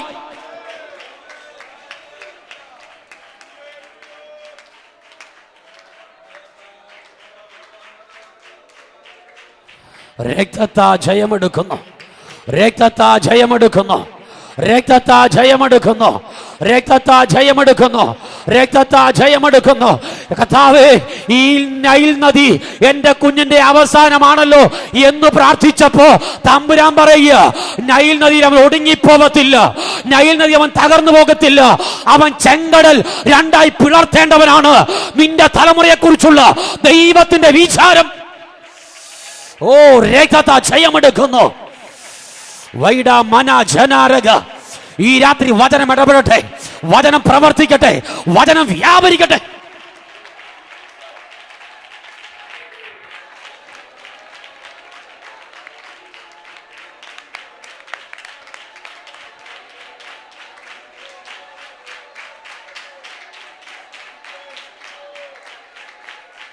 Praise the Lord. Praise the Lord. Praise the Lord. Hallelujah. Hallelujah. നിന്റെ കണക്കുകൂട്ടൽ തെറ്റിയാലും ദൈവത്തിന്റെ കണക്കുകൂട്ടൽ തെറ്റിയിട്ടില്ല. ദൈവത്തിനൊരു വിചാരമുണ്ട് കേട്ടോ. എന്റെ ചോദ്യം, ഗുരു, ഞങ്ങൾ നശിച്ചു പോകുന്നതിൽ നിനക്ക്, ഞങ്ങൾ നശിച്ചു പോകുന്നതിൽ നിനക്ക്, ആ നിലവിളിച്ചവരിൽ ഒരു പത്രോസില്ലേ, യോഹന്നാനില്ലേ, യാക്കോവില്ലേ, ഇല്ലേ? പത്രോസിന് പറയാ, നീ ഇവിടെ നശിക്കേണ്ടവനല്ല, എനിക്ക് നിന്നെക്കുറിച്ചുള്ള വിചാരം അത്യന്തം അഗാധമാണ്, ഇവിടെ നീ നശിച്ചു പോകത്തില്ല. ഇന്നത്തെ പ്രതിസന്ധി നിന്നെ തകർക്കാൻ വേണ്ടിയല്ല, എനിക്ക് നിന്നെക്കുറിച്ചുള്ള വിചാരം അത്യന്തം അഗാധമാണ്. നിന്റെ പ്രസംഗത്തിൽ ഇനി 3000 പേര് കയറാൻ കിടക്കുക. നീ മുടന്തനെ എഴുന്നേൽപ്പിക്കേണ്ടവനാണ്, നീ മരിച്ചവളെ ഉയർപ്പിക്കേണ്ടവനാണ്, നീ ലേഖനം എഴുതേണ്ടവനാണ്. Praise the Lord. ഗുരു, ഞങ്ങൾ നശിച്ചു പോകുന്നതിൽ നിനക്ക് വിചാരമല്ലേ? ആ ചോദിച്ചവർ യോഹന്നാനില്ലേ? യോഹന്നാനെ നീ ഇവിടെ കൊണ്ട് നശിക്കേണ്ടവനല്ല, നീ വെളിപ്പാട് കാണേണ്ടവനാണ്, സുവിശേഷം എഴുതേണ്ടവനാണ്, നീ ലേഖനം എഴുതേണ്ടവനാണ്. പത്മോസിൽ നാട് കടത്തിയാലും നിനക്ക് ഹാനി വരുത്തില്ല. ഇന്നത്തെ പ്രതിസന്ധി കണ്ട് ഗുരു, ഞങ്ങൾ നശിച്ചു പോകുന്നതിൽ നിനക്ക് വിചാരമില്ലയോ എന്ന് ആരെങ്കിലും ചോദിക്കുന്നുണ്ടെങ്കിൽ യഹോവയ്ക്ക് നിന്നെ കുറിച്ചുള്ള വിചാരം. Price the Lord. ഹല്ലേലൂയ. അപ്പൊ കണക്കുകൂട്ടൽ ഒത്തിരി എല്ലാവർക്കും ഉണ്ട്. മക്കളെ കുറിച്ചുള്ള കണക്ക്, എൻ്റെ അപ്പനെ എന്നെ കുറിച്ചുള്ള കണക്കുകൂട്ടൽ എന്ന് പറയുന്നത് മറ്റൊന്നായിരുന്നു. ഇവൻ പഠിക്കണം, എനിക്ക് അങ്ങനെ തന്നെയായിരുന്നു. ഗൾഫിന് പോകണം, കാശുണ്ടാക്കണം. ഹല്ലേലൂയ. പക്ഷേ എൻ്റെ അപ്പൻ്റെ കണക്കുകൂട്ടലല്ല സ്വർഗത്തിലെ അപ്പന. നിങ്ങളുടെ മക്കളെ കുറിച്ച് ദൈവത്തിന് കണക്കുകൂട്ടലുണ്ടെന്ന് എത്ര പേര് വിശ്വസിക്കുന്നുണ്ട് പ്രിയപ്പെട്ട? Price the Lord. കാനാവിലെ വിവാഹ വീട്ടിലേക്ക് നമുക്ക് പ്രവേശിക്കാം. ഒന്ന് വായിക്കാമോ? 3-ാം നാൾ ഗലീലയിലെ കാനാവിൽ ഒരു കല്യാണം ഉണ്ടായിരുന്നു.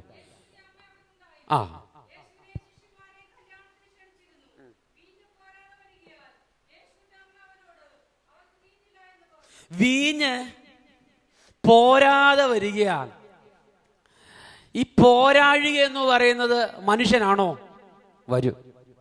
എത്ര പണം കയ്യിലുണ്ടെങ്കിലും പോരാഴിക വരും. അതാണ് മനുഷ്യൻ. ശരിയല്ലേ? ഈ അകത്തൊരു ഇല്ലായ്മ വന്നപ്പോൾ, ഇപ്പം നമ്മളൊരു ഫംഗ്ഷൻ നടത്തുക, അകത്തൊരു ഇല്ലായ്മ വന്നാൽ നമ്മൾ കഴിവതും അത് വിരുന്നുകാരെ അറിയിക്കത്തില്ല. ശരിയാണോ? പിന്നെ അത് ആരാണ് അറിയുന്നതെന്ന് ചോദിച്ചാൽ ആ വീടിനോട് ഏറ്റവും അടുത്ത് നിൽക്കുന്നവരെ അറിയത്തുള്ളൂ. കാനാവിൽ വീഞ്ഞ് തീർന്നപ്പോൾ ആദ്യം അറിഞ്ഞത് മറിയയാണ്. അതിൻ്റെ അർത്ഥം മറിയ വീടുമായി അത്ര ബന്ധത്തിലാണ്. മറിയ ഇത് രഹസ്യമായിട്ടാണ് യേശുവിനോട് നീതേ പറഞ്ഞത്. എന്നാൽ ലോകത്തിൽ ഇതുപോലെ പരസ്യമായൊരു വാർത്ത അല്ലേ? പരസ്യമായി പറഞ്ഞ പ്രവൃത്തി അവിടെ നടക്കത്തില്ല, അത് വേറെ കാര്യം. മറിയ രഹസ്യമായിട്ടാണ് പറഞ്ഞെങ്കിലും ലോകത്തിൽ ഇതുപോലെ പരസ്യമായി വേറെ വാർത്തയില്ല. ഇന്നും ഏതൊക്കെ ഭാഷയിൽ അച്ചടിക്കാമോ ഇപ്പോഴും എന്ത് ചെയ്യുക? പരസ്യപ്പെടുത്തുക. അതുകൊണ്ട് രഹസ്യമുള്ളവരോട് ഞാൻ പറയാം, അധികം താമസിക്കാതെ, ഇവിടുത്തെ കാര്യമല്ല പറഞ്ഞതേ ഉള്ളൂ, ഈ രഹസ്യം അധികം താമസിക്കാതെ പരസ്യമാവും. ഈ കോവിഡ് വന്ന ശേഷം മനുഷ്യനെ ബാധിച്ച ഏറ്റവും വലിയ പ്രശ്നം എന്താണെന്നറിയാമോ? കോവിഡ് വന്ന ശേഷം ഒത്തിരി പ്രശ്നം ഉണ്ടായി, എങ്കിലും ഏറ്റവും കൂടുതൽ മനുഷ്യനെ ബാധിച്ച ഒരു വിഷയം ഞാൻ മനസ്സിലാക്കുന്നത് മറവിയാണെന്നാണ്. അത്ര ശരിയാണെങ്കിൽ എൻ്റെ മറവി മനുഷ്യന് ഭയങ്കര മറവിയാണ്. പക്ഷേ എന്നാ മറവി ഉണ്ടെങ്കിലും നമ്മൾ മറക്കാത്തൊരു കാര്യം പറയാം. ഇപ്പോൾ ഒരാൾ ഓടി വന്നൊരു കാര്യം പറഞ്ഞാൽ അന്നേരം മറക്കും. പേര് പറഞ്ഞ് ഞാൻ മറക്കും. ഒരാൾ പേര് നമ്മൾ അന്നേരം മറക്കും, കാരണം പേര് നിൽക്കത്തില്ല. പക്ഷെ നമ്മൾ മറക്കാത്തൊരു കാര്യം, ഒരാൾ വന്നിട്ട് ആരോടും പറയരുത് കേട്ടോ എന്ന് ചേർത്തൊരു കാര്യം പറഞ്ഞാൽ, നിങ്ങൾ സഹകരിക്കുന്നില്ല. മറക്കത്തില്ലെന്ന് മാത്രമല്ല, ഇത് പറയാതെ ഉറക്കം വരുത്തില്ലെന്നുള്ള വേറെ വിഷയം. അപ്പൊ രഹസ്യം അധികം താമസിക്കാതെ രഹസ്യം. അകത്തൊരു ഇല്ലായ്മ മറിയ യേശുവിനോടാ പറഞ്ഞേ. നിന്റെ കുടുംബത്തിൽ ഇല്ലായ്മ വന്നാൽ കണ്ണി കാണുന്നവരെല്ലാം പറഞ്ഞു നടക്കരുത്, കർത്താവിനോടേ പറയാവുള്ളൂ. Praise the Lord. മറിയ പറയുക, അവർക്ക് വീഞ്ഞ് തീർന്നുപോയി. യേശുവിൻ്റെ മറുപടി, സ്ത്രീയെ എനിക്ക് നിനക്ക് തമ്മിൽ എന്ത്? എൻ്റെ നാഴിക ഇതുവരെ വന്നിട്ടില്ല. ഇതിനൊരു 3 വ്യാഖ്യാനം എൻ്റേതല്ല, ഈ ലോകത്തിൽ 3 വ്യാഖ്യാനമുണ്ട്. അതിലെ ഒരു വ്യാഖ്യാനം ഇങ്ങനെയാണ്: മറിയ വന്ന് പറഞ്ഞു, യേശുവെ വീഞ്ഞ് തീർന്നുപോയി. അപ്പോൾ ഒരു കൂട്ടം ആൾക്കാർ അതിനെ വ്യാഖ്യാനിച്ചത് ഇങ്ങനെയാണ്: യേശുവേ, നീയും നിന്റെ ശിഷ്യന്മാരും വേഗം വീട്ടിലേക്ക് പൊക്കോ, അത്രയും പേരുടെയെങ്കിലും ആശ്വാസം ഇവിടെ കിട്ടുമെന്നാണ് മറിയ പറഞ്ഞതെന്നൊരു വ്യാഖ്യാനം. നമുക്കത് ഉൾക്കൊള്ളാൻ പറ്റത്തില്ല. ഇനി ഹാൽവിൻ എന്ന് പറയുന്ന ഒരു ഭക്തന്റെ അടുത്തൊരു വ്യാഖ്യാനം: യേശുവേ വീഞ്ഞ് തീർന്നുപോയി. അതിൻ്റെ അർത്ഥം, നീ ആരാണെന്ന് നിനക്കും എനിക്കും മാത്രമേ അറിയത്തുള്ളൂ. സോറി, ഇത് നിനക്ക് പ്രസംഗിക്കാനൊരു അവസരമാണ്. 3ാമത്തെ വ്യാഖ്യാനമാണ്: യേശുവെ നീ ആരാണെന്ന് എനിക്കും നിനക്കും മാത്രമേ അറിയത്തുള്ളൂ. യേശു പറഞ്ഞു, എൻ്റെ നാഴിക ഇതുവരെ വന്നിട്ടില്ല. ഞാൻ ആരാണെന്ന് കാനാവിലല്ല വെളിപ്പെടുന്നത്, അരിമത്യക്കാരനായ യോസഫിന്റെ കല്ലറയെ തുറന്ന് ദ്രവത്വം കാണാതെ പുനരുത്ഥാനത്തിന്റെ ശക്തിയാൽ 3-ാമത്തെ ദിവസം ഞാൻ ഉയർത്തെഴുന്നേറ്റു വരുമ്പോൾ ലോകത്തിന് മനസ്സിലാകും ഞാൻ ദൈവത്തിന്റെ പുത്രനായിരുന്നു. അതാ യേശു പറഞ്ഞു, എൻ്റെ നാഴിക ഇതുവരെ വന്നിട്ടില്ല.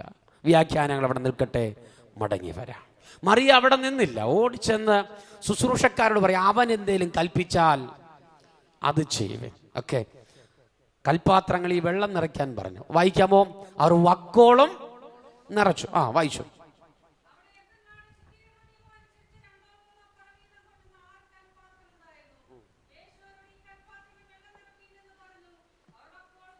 അവർ വക്കോളം നിറച്ചു. വായിച്ചാട്ടെ.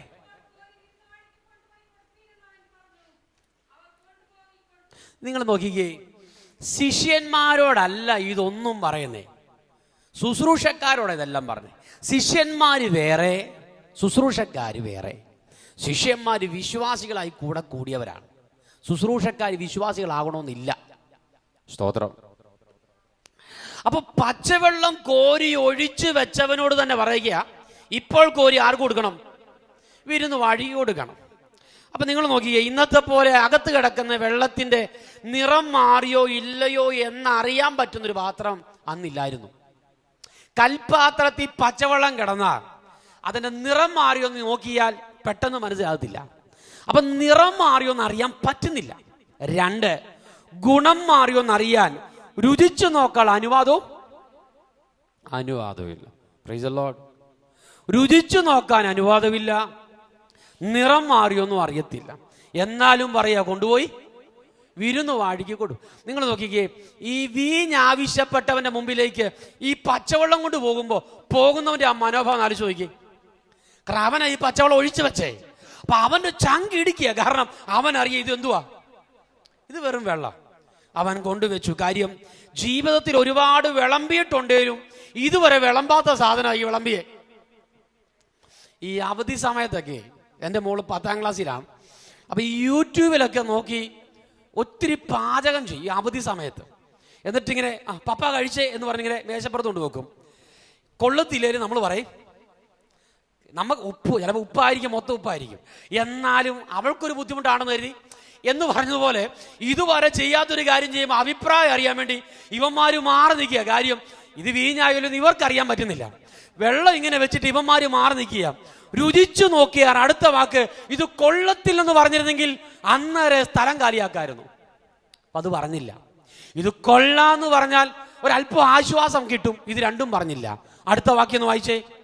രുചിച്ചു നോക്കിയാറേ അല്ലല്ല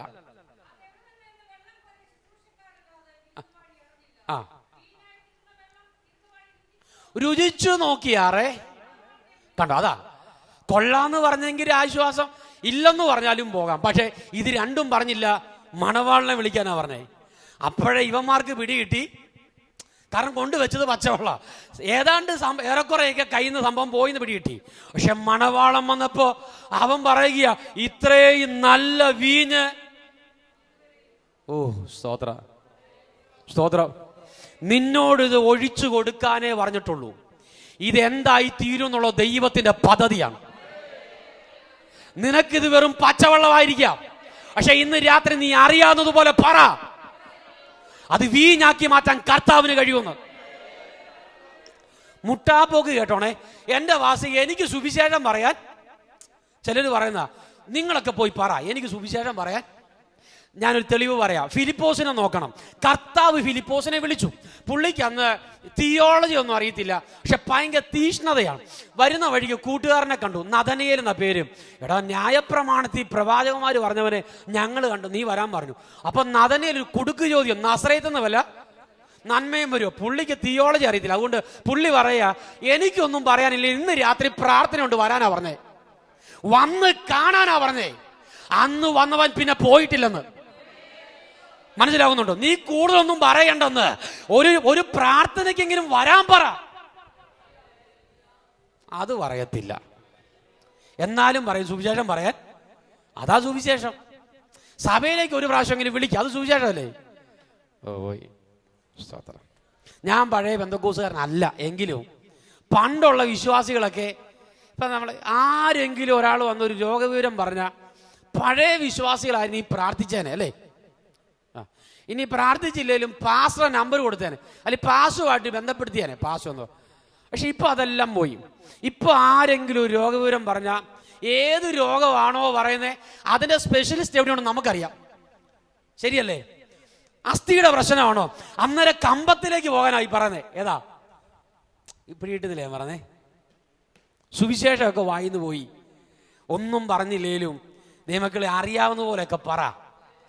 ഇത് വീഞ്ഞാക്കി മാറ്റാൻ കർത്താവ് ശക്തനാണ്. ഇതൊക്കെ വർഷങ്ങളായിട്ട് ഉപയോഗിച്ച് പച്ചവെള്ളം പോലെയാ നമുക്കിത്. എന്നാലും നീ അത് പറ. ചിലർക്കിത് വീഞ്ഞായി മാറുമെന്നായി പറഞ്ഞേ. അപ്പോൾ നമ്മുടെ വിഷയം അതല്ല. എന്നാലും വിരുന്നുവാഴി പറയുക, ആദ്യം നല്ല വീഞ്ഞും ലഹരി പിടിച്ച ശേഷം രണ്ടാമത് ഇളപ്പമായതും കൊടുക്കാറുണ്ട്. നീ നല്ല വീഞ്ഞ് ഇതുവരെ നല്ല വീഞ്ഞും ഇളപ്പമായ വീഞ്ഞും അങ്ങനെയല്ലേ? ഓക്കെ. ഈ വീഞ്ഞിൻ്റെ ക്വാളിറ്റി ഇവിടെ ഇരിക്കുന്നവർക്ക് അറിയുമല്ലോ എന്ന് എനിക്കറിയത്തില്ല. പക്ഷെ എനിക്കറിയത്തില്ല വീഞ്ഞ് നല്ലത് ഏതാ മോശം ഏതെന്ന് ചോദിച്ചു കഴിഞ്ഞാൽ എനിക്കറിയത്തില്ല. കാരണം ആകെ കൂടെ വീഞ്ഞ് കുടിക്കുന്നത് കത്രിമേശയ്ക്കാണ്. അതാകെ കൂടെ ഒരു നാക്കപ്പറ്റാനേ നമ്മൾ കുടിക്കുന്നുള്ളൂ. അപ്പോൾ ഇതിനകത്ത് ക്വാളിറ്റി ഏതാന്ന് ചോദിച്ചാൽ എനിക്ക് സ്തോത്രം. അപ്പോൾ ഞാൻ ക്വാളിറ്റിയുടെ കാര്യമാണ് പറഞ്ഞ കേട്ടോ. സ്തോത്രം. ഇപ്പോൾ ഞാൻ ഒരു ഉദാഹരണം പറയാം. വീഞ്ഞിൻ്റെ കാര്യം അറിയത്തില്ലെങ്കിലും അറിയാവുന്നൊരു കാര്യം പറയാം. ഇപ്പോൾ ഇവിടെ ഒരു കുടുംബം സാമ്പത്തികമായിട്ടൊക്കെ ഇച്ചിരി ബുദ്ധിമുട്ടില്ല. അപ്പോൾ പാസ്റ്റർ പറഞ്ഞു അടുത്ത ആഴ്ചയിൽ ഇനി ആ കുടുംബത്തിലാണ്, അവിടെയാണ് കുടുംബ പ്രാർത്ഥന എന്ന് പറഞ്ഞിരിക്കട്ടെ. പക്ഷേ പാസ്റ്റർ മീറ്റിംഗ് എല്ലാം കഴിഞ്ഞിട്ട് അദ്ദേഹത്തിൻ്റെ അടുക്കൽ ചെന്ന് പറഞ്ഞു, അച്ഛൻ ഭാരപ്പെടണ്ട, ഇപ്പം പഴയതുപോലെ ഒന്നും കുടുംബ പ്രാർത്ഥനയ്ക്ക് ആരും വരുത്തില്ല. ഞാനും ഭാര്യയും കാണും, പിന്നെ രണ്ടുപേരും കൂടെ കൂടിപ്പോയ. അപ്പം മനസ്സിൽ മൊത്തം 4 പേരുടെ കണക്ക് അച്ചാന് കിടക്കുന്നത്. അപ്പോൾ കുടുംബ പ്രാർത്ഥന ഡേറ്റ് ആയി, നേരം 5 മണിയായി 6 മണിയായി. അച്ഛൻ പോയി 1 കവർ പാലും മേടിച്ച് വീട്ടിൽ വന്നു. അപ്പം 4 പേരെ പ്രതീക്ഷിച്ചാൽ 1 കവർ പാലും മേടിച്ചേ. ഏതാണ്ട് 6:30 പ്രാർത്ഥിച്ച് തുടങ്ങി 7 മണിയായപ്പം പ്രതീക്ഷിക്കാതെ 3-4 കുടുംബങ്ങൾ കയറി വന്നു. അപ്പോൾ പിടി കിട്ടിയില്ലേലും അവസാനം ചായ കുടിച്ചപ്പം പിടി കിട്ടി. നല്ലതാണോ ഇളപ്പമാണ്? നിങ്ങൾ സഹകരിക്കുന്നില്ലല്ലോ. സ്തോത്രം. അപ്പൊ വീഞ്ഞിന്റെ ക്വാളിറ്റി അറിയത്തില്ലേലും എന്തേലും അറിയത്തില്ലേ? അറിയാം. അപ്പോൾ ഇവിടെ വിരുന്നുവാഴി പറയും ആദ്യം നല്ല വീഞ്ഞു ലഹരി പിടിച്ച ശേഷം രണ്ടാമത് ഇളപ്പമായതും കൊടുക്കാറുണ്ട്. ഇവിടെ നല്ല വീഞ്ഞു നീ ഇതുവരെ സൂക്ഷിച്ച്. എൻ്റെ ചോദ്യം, കാനാവിൽ നല്ല വീഞ്ഞു കൊടുത്തത് ആദ്യത്തെ പന്തിയിലാണോ രണ്ടാമത്തെ പന്തിയിലാണോ? സൗണ്ടി പറ. രണ്ടാമത്തെ പന്തിയിൽ. അങ്ങനെയെങ്കിൽ കാനാവിലെ ആദ്യത്തെ പന്തി അച്ഛാ ഇളപ്പമല്ലേ? നിങ്ങൾ സഹകരിക്കുന്നില്ല. എന്നാൽ ഏതെങ്കിലും വിരുന്നുവാഴി പറഞ്ഞോ മക്കളെ എടാ ഇത് ഇളപ്പമാണ് ആദ്യം പറഞ്ഞോ? ഇല്ല. എന്താ പറയാഞ്ഞേ? എല്ലാ വീട്ടിലും നല്ലത് കിട്ടിയതുപോലെയാ കാനാവിൽ ആദ്യം കിട്ടിയേ. പക്ഷെ ഇളപ്പമായി തോന്നാൻ കാരണം രണ്ടാമതിന്റെ കർത്താവിന്റെ കരം വെളിപ്പെട്ടത് കൊണ്ടാണ്. ഇന്നലെ വരെ ലോകത്തിൻ്റെത് നിനക്ക് ഏറ്റവും ബെറ്റർ ആയിരുന്നു. പക്ഷെ കർത്താവിനെ അനുഭവിക്കാൻ തുടങ്ങിയപ്പോൾ അതെല്ലാം നിനക്ക് ഇളപ്പമായി മാറിയില്ലേ?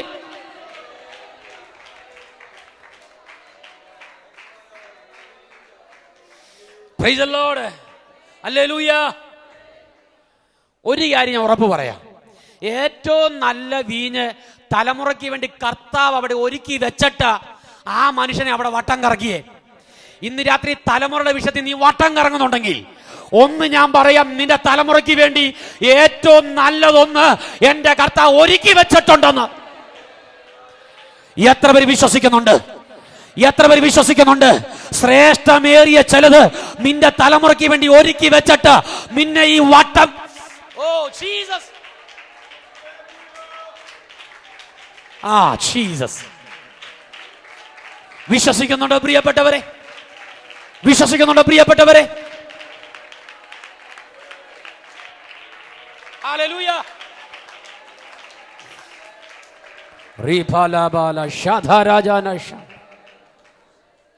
ഇരുട്ട് മാറിയില്ല.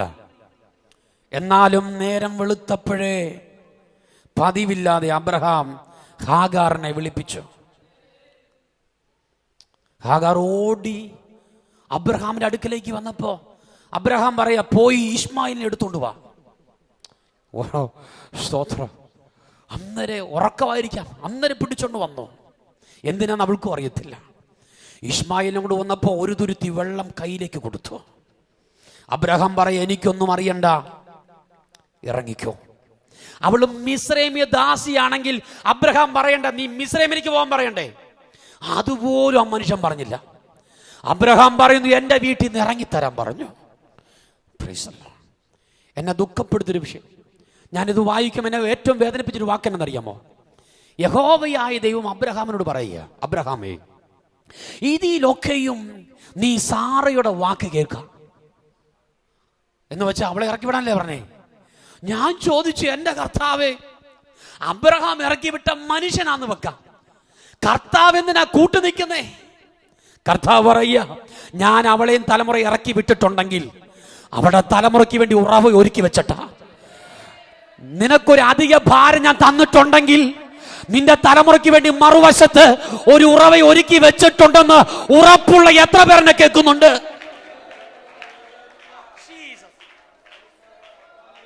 മനസ്സിലാകുന്നുണ്ട് ഞാൻ പറയുന്നേ? കർത്താവ് എന്നോട് പറയുകയാണ്, ഈ ഹാഗാർ ആ വീട്ടിൽ മരണം വരെ നിന്നാൽ അവൾ അബ്രഹാമിന്റെ ദാസിയാണ്. ഇസ്മായിൽ ആ വീട്ടിൽ മരണം വരെ നിന്നാൽ അവൻ അബ്രഹാമിന്റെ ദാസനാണ്. പക്ഷേ ഞാൻ ഇവനെ ഒരു വലിയ ജാതിയാക്കുമെന്ന് ഒരു വാഗ്ദത്തം ഉണ്ടെങ്കിൽ, വാഗ്ദത്തം നടക്കണോ? ചിലർ നിന്നെ പുറത്താക്കണം. ചിലർ നിന്നെ പുറത്താക്കാൻ കാരണം ദൈവത്തിന്റെ വാഗ്ദത്തം നിവർത്തിക്കാനാ. ആരെങ്കിലും നിന്നെ ഒഴിവാക്കിയിട്ടുണ്ടോ? ആരെങ്കിലും നിന്നെ മാറ്റി നിർത്തിയിട്ടുണ്ടോ? അത് ദൈവത്തിന്റെ പദ്ധതിയാണെന്ന് ഉറപ്പുള്ളവർ ആ കരമടിച്ചാരാധിക്കട്ടെ.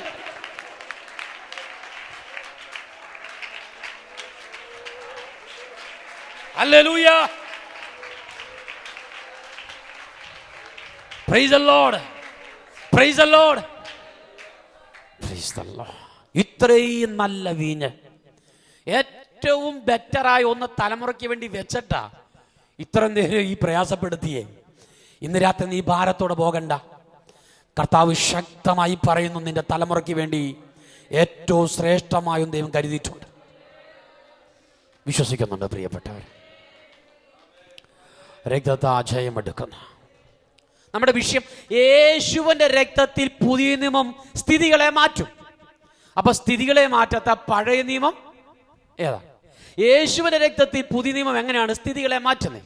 വായിക്കാം, യോഹന്നാന്റെ സുവിശേഷം 2-ാം അധ്യായം 6-7 വാക്യം.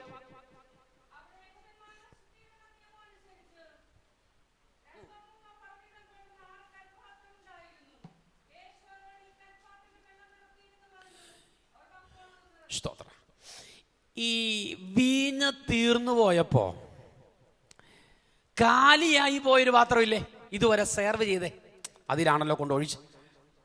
അത് കാലിയായി, വീഞ്ഞ് തീർന്നു, പക്ഷെ പാത്രം കാലിയാ. എന്റെ ചോദ്യം, കാലിയായി പോയ പാത്രം എന്തുകൊണ്ട് കർത്താവ് തിരിച്ചെടുത്തില്ല?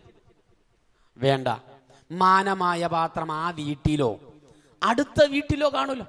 പണ്ട് പ്രവാചക ശിഷ്യന്റെ ഭാര്യയോട് പറഞ്ഞില്ലേ, നീ പോയി വെറും പാത്രം വായ്പ മേടി. അപ്പൊ വെറും പാത്രങ്ങൾ ധാരാളം കിട്ടും. നല്ല ഒരു പാത്രവും തിരഞ്ഞെടുക്കാതെ എന്തിനാ കർത്താവ് ഈ ഹീനമായ പാത്രം തിരഞ്ഞെടുത്തേ? അതാണ് വായിച്ചത്. അവിടെ യഹൂദന്മാരുടെ ശുദ്ധീകരണ നിയമം അനുസരിച്ച്. അപ്പൊ യഹൂദന്മാർക്ക് എന്തുണ്ടെന്നറിയാമോ? ശുദ്ധീകരണ നിയമമുണ്ട്. ഈ ലോകത്തിലെ ഏതു മതത്തെക്കുറിച്ച് പഠിച്ചാലും എല്ലാ മതങ്ങൾക്കും ശുദ്ധീകരണ നിയമമുണ്ട്. ശരിയാണോ ഞാൻ പറഞ്ഞേ? ഒരു ഹൈന്ദവനെ സംബന്ധിച്ച് അശുദ്ധനായ ഒരാൾ ക്ഷേത്രത്തിൽ കയറിയാൽ അവരവരുടെ ക്ഷേത്രം ശുദ്ധീകലശം നടത്തും. കണ്ടിട്ടില്ല, ഞാൻ കേട്ടിട്ടേ ഉള്ളൂ. അവരുടെ ശുദ്ധീകരണ നിയമത്തിന്റെ ഭാഗമാണ്. മുസ്ലിങ്ങളെ സംബന്ധിച്ചിടത്തോളം പള്ളിക്കകത്ത് കയറും മുമ്പേ അവരുടെ പള്ളിയുടെ ഒരു വശത്തായിട്ട് ചെറിയൊരു വാട്ടർ ടാങ്ക് ഉണ്ട് അല്ലേ? അതെന്തിനാന്ന് വെച്ചാൽ പള്ളിക്കകത്ത് കയറും മുമ്പേ കാലും കൈയും ചെയ്യും, കാലും കൈയും കഴുകിയിട്ടേ കയറത്തുള്ളൂ. അത് അവരുടെ ശുദ്ധീകരണ നിയമത്തിന്റെ. അപ്പൊ ഇവിടുത്തെ എല്ലാ മതങ്ങൾക്കും എന്തുണ്ട്? ശുദ്ധീകരണ നിയമമുണ്ട്. ഓരോ ശുദ്ധീകരണ നിയമവും ബാധകമല്ലാത്തൊരു കൂട്ടരുണ്ടെങ്കിൽ സ്തോത്രം പറയുന്നില്ലല്ലോ, നമ്മൾ മാത്രമേ ഉള്ളൂ. സ്തോത്രം പറ. ഓ സ്തോത്രം. പണ്ട്, ഇപ്പോഴല്ല, ഒത്തിരി വർഷം മുമ്പ്, അന്ന് എനിക്കൊരു 13-14 വർഷം മുമ്പാണ്, ഒരു വീട്ടിൽ യോഗം എല്ലാം കഴിഞ്ഞ ഒരു ചെറിയ വീടാണ്. പ്രാർത്ഥന എല്ലാം കഴിഞ്ഞ് ഞാൻ പറഞ്ഞു, അച്ഛാ ഞങ്ങളൊരു വാക്ക് പ്രാർത്ഥിക്കാമെന്ന് പറഞ്ഞു. പോരാൻ നേരത്ത് അപ്പോൾ അച്ഛൻ ഇങ്ങനെ അടുക്കളയിലേക്ക് നോക്കി, ദേ ഇവർ പ്രാർത്ഥിക്കുക കേട്ടോ എന്ന് പറഞ്ഞു. അപ്പോൾ അവിടുത്തെ അമ്മാമ്മ ഇങ്ങനെ ഓടി വരിക, കാരണം പാസ്റ്റർ പ്രാർത്ഥിച്ചിട്ട് പോകാൻ വരുക. അപ്പോൾ ഓടി വരുന്ന വരവിൽ ആ കൈ കിട്ടിയ ഒരു തുണിയും കൊണ്ട് എന്ത് ചെയ്യുന്നത്, ഈ മൂടുപടം വിട്ട് പ്രാർത്ഥിക്കണമെന്നാണ് കൊരിന്തി ലേഖനത്തിൽ കിടക്കുന്നത്. അപ്പോൾ കൈ കിട്ടിയൊരു തുണി കൊണ്ടാണ് ഓടി വന്നേ. അപ്പോൾ പ്രാർത്ഥിക്കാൻ വേണ്ടി ഇങ്ങനെ നിൽക്കുന്നു, തലേത തുണി ഇട്ട് ഞാൻ നോക്കി ഒരു ചരട് ഇങ്ങനെ കിടക്കുക. ഞാൻ നോക്കിയപ്പോൾ അതൊരു പാവാടയാണ്. മൂടുപടം വിട്ട് പ്രാർത്ഥിക്കാനേ പറഞ്ഞിട്ടുള്ളൂ, എന്ത് പടം വേണേലും. ഓ സ്തോത്രം. ഇപ്പൊ അവിടെ ഒന്നും പോയി ചിലടത്ത് ചെന്നാൽ കർട്ടൻ്റെ ഒരു അറ്റമാണ് പിടിക്കുന്നത്. കാരണം എന്തേലും വെച്ച് പാസ്റ്റേ ഒന്ന് ഒഴിവാക്കും. ഇപ്പം പിന്നെ മൂടുപടം ഇടാറുമില്ല, അത് വേറെ കാര്യം. കോട്ടയത്തേക്ക് വന്നായിരുന്നു? ഇല്ലല്ലോ. സ്തോത്രം. എൻ്റെ പൊന്നെ, മൂടുപടം ഇടത്തില്ല, ലിഫ്റ്റിക്ക്. ഞാൻ പേടിച്ചായിരുന്നു, ഞായറാഴ്ച ഇനി ആരെങ്കിലും അത് മാതൃകയാക്കിക്കൊണ്ട് വന്നെങ്കിൽ ഏത് പരുവത്തിലായി വന്നതെന്ന് ഞാനിങ്ങനെ ആലോചിക്കുക. സ്തോത്രം. ഹല്ലേലൂയ. ഈ ശുദ്ധീകരണ നിയമം നമുക്ക് ബാധകമല്ലേലും ഭാഗ്യശുദ്ധി ആത്മീയ ആരാധനയ്ക്ക് പ്രാധാന്യമുള്ളതാണ്. സ്തോത്രം പറഞ്ഞില്ല. അച്ഛാ, യഹൂദന്മാരെ സംബന്ധിച്ചിടത്തോളം എന്തിനും ഏതിനും ശുദ്ധീകരണം. പ്രസവ അനന്തരം ശുദ്ധീകരണം. രക്തസ്രവക്കാരി സൗഖ്യമായാൽ, കുഷ്ഠരോഗി സൗഖ്യമായാൽ. നമ്മുടെ വിഷയത്തോടുള്ള ബന്ധത്തിൽ ഞാൻ കുഷ്ഠരോഗിയുടെ ഒരു ശുദ്ധീകരണ നിയമം പറയാൻ ശ്രദ്ധിക്കണേ. ഒരു കുഷ്ഠരോഗി സൗഖ്യമായി നിരിക്കട്ടെ. അപ്പൊ പുരോഹിതൻ പാളയത്തിൽ നിന്ന് ഇറങ്ങിച്ചെന്ന് അവനെ ഒന്ന് പരിശോധിച്ചു. പുരോഹിതൻ പരിശോധിച്ചപ്പോൾ അവന് സൗഖ്യമായെന്ന് പുരോഹിതന് തോന്നി. അപ്പൊ പുരോഹിതൻ അവന് പറയുക, നീ നാളെ സമാഗമന കൂടാരത്തിലേക്ക് വരണം. വെറും കൈയോടെ വന്നാൽ പോരാ, ശുദ്ധിയുള്ള ജീവനുള്ള 2 പക്ഷി, ഈ സോപ്പ്, ചുവപ്പ് നൂല്, ദേവദാരു, ഇത് 4മായി കയറി വരാൻ പറഞ്ഞു. ഇത് 4മായി കയറി ചെന്നപ്പോൾ ജീവനുള്ള ഒരു പക്ഷിയെ പുരോഹിതനെങ്കിൽ മേടിച്ചു. ആലയത്തിനകത്ത് വെച്ചിരിക്കുന്ന മൺപാത്രത്തിന്റെ മുകളിൽ ഇതിനെ വെട്ടിമുറിക്കാൻ കൽപ്പിച്ചു. അറുത്തപ്പോൾ ആ രക്തം പാത്രത്തിൽ വീണു. ആ രക്തം വീണ പാത്രത്തിലേക്ക് ജീവനുള്ള മറ്റേ പക്ഷി, ഈ സോപ്പ്, ചുവപ്പ് നൂല്, ദേവദാരു, ഇത് 4 കൂടെ ചേർത്ത് പിടിച്ച് മുക്കി ആർക്കാണോ ശുദ്ധി വരണ്ടേ അവന്റെ മേലെ 7 പ്രാവശ്യം തളിക്കും. അതിനുശേഷം ജീവനുള്ള പക്ഷിയെ പുറത്തേക്ക് പറത്തി വിടും. പ്രിയപ്പെട്ടവരെ, തീർന്നില്ല. അന്നവൻ ശരീരം മൊത്തം ക്ഷൗരം ചെയ്ത് കുളിച്ച് വസ്ത്രം കഴുകി കൂടാരത്തിലേക്ക് പോകണം. എന്നാലും കൂടാരത്തിൽ കയറാൻ അനുവാദമില്ല. 8 ദിവസം കൂടാരത്തിന്റെ പുറത്ത് കിടക്കണം. 8ാം പൊക്കം പിന്നെ എന്ത് ചെയ്യണം? സമാഗമന കൂടാരത്തിൽ വരണം. 8ാം പൊക്കം വരുമ്പോ കൈവീശി വരാൻ പാടില്ല. 8ാം പൊക്കം വരുമ്പോ ഊനമില്ലാത്ത ശുദ്ധിയുള്ള 2 ആണാട്ടിൻകുട്ടി, 1 വയസ്സ് പ്രായമുള്ള 1 പെണ്ണാട്ടിൻകുട്ടി, എണ്ണ ചേർത്ത 3 ഇടങ്ങഴി മാവ്, 1 പറയ്ക്കകത്ത് എണ്ണ, ഇത്രയുമായി 8ാം പൊക്കം കയറി വരുമ്പോൾ ആണാട്ടിൻകുട്ടികളിൽ ഒന്നിനെ പുരോഹിതനിങ്ങ് മേടിച്ച് പുരോഹിതന് വേണ്ടി അകൃത്യയാഗം കഴിച്ച ശേഷം യാഗങ്ങൾ മുറയ്ക്ക് കഴിച്ച് ഹോമയാഗവും ഭോജനയാഗവും യാഗപീഠത്തിന് മുകളിൽ വെച്ച് കഴിയുമ്പോഴാണ് ഒരു കുഷ്ഠരോഗിയുടെ ശുദ്ധീകരണം പൂർത്തിയാകുന്നത്. മനസ്സിലായില്ലെന്ന് എനിക്കറിയാം, എന്നാലും എൻ്റെ ചിന്ത പറയാം. അന്നൊരു കുഷ്ഠരോഗി ശുദ്ധീകരണം കഴിഞ്ഞ് വീട്ടിലേക്ക് പോകുമ്പോൾ അവൻ്റെ മനസ്സിൽ ഉണ്ടാകാൻ സാധ്യതയുള്ള ഒരു ചിന്ത ഞാൻ പറയാം.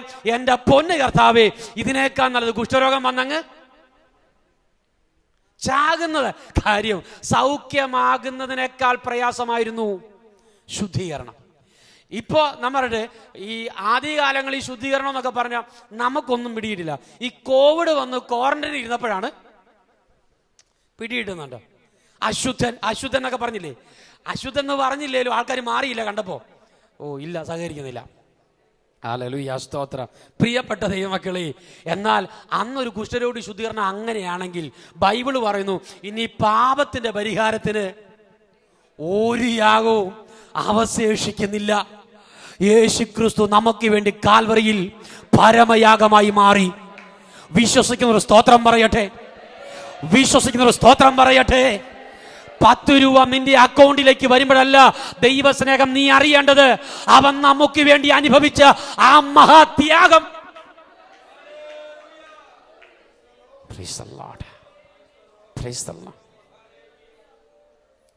കർത്താവിന്റെ സ്നേഹം എന്ന് പറയുന്നതേ അക്കൗണ്ടിൽ പൈസ കയറുമ്പോഴല്ല അറിയണ്ടേ.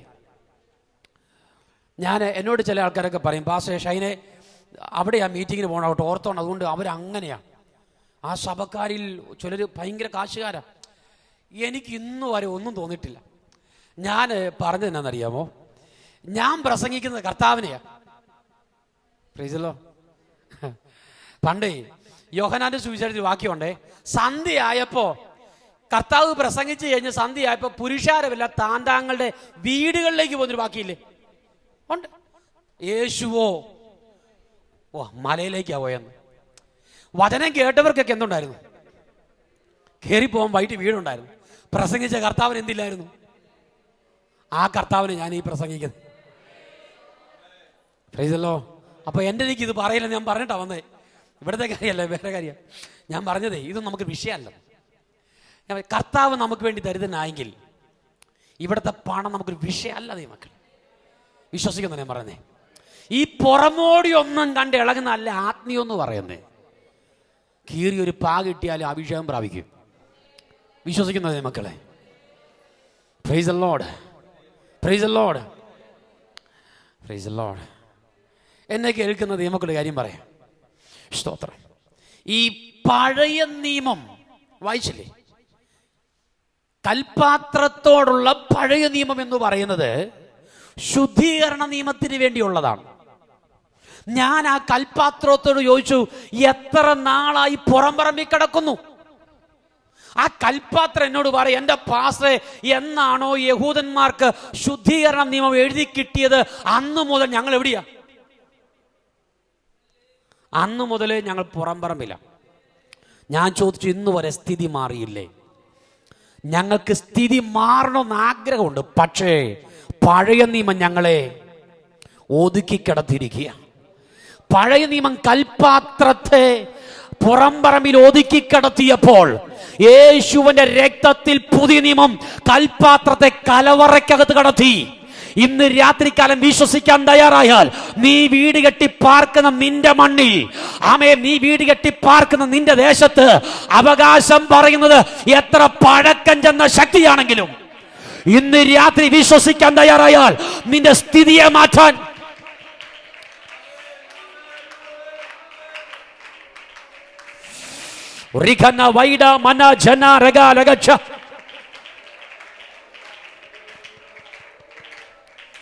പഴയ നിയമം കൽപാത്രത്തെ പുറംപറമ്പിൽ ഒതുക്കിയതുപോലെ നീണ്ട വർഷങ്ങളായി ഒരു പുരോഗമനമില്ലാതെ, ഒരു പണി നടത്താൻ കഴിയാതെ നിന്നെ നിന്റെ കുടുംബത്തെ ഒതുക്കിയ ചില പഴയ നിയമങ്ങൾ ഇന്ന് രാത്രി പൊളിയുന്ന രാത്രിയാ. ഒരു വേലി കെട്ടി വർദ്ധിക്കാൻ കഴിയാതെ, വളരാൻ കഴിയാതെ, മുന്നേറാൻ കഴിയാതെ ഒതുക്കി വെച്ചിരിക്കുന്ന ചില പാരമ്പര്യം ഇന്ന് രാത്രിയിൽ യേശുവിന്റെ രക്തത്താൽ പൊളിയട്ടെ. വിശ്വസിക്കുന്നുണ്ട് ഇന്ന് രാത്രിയിൽ?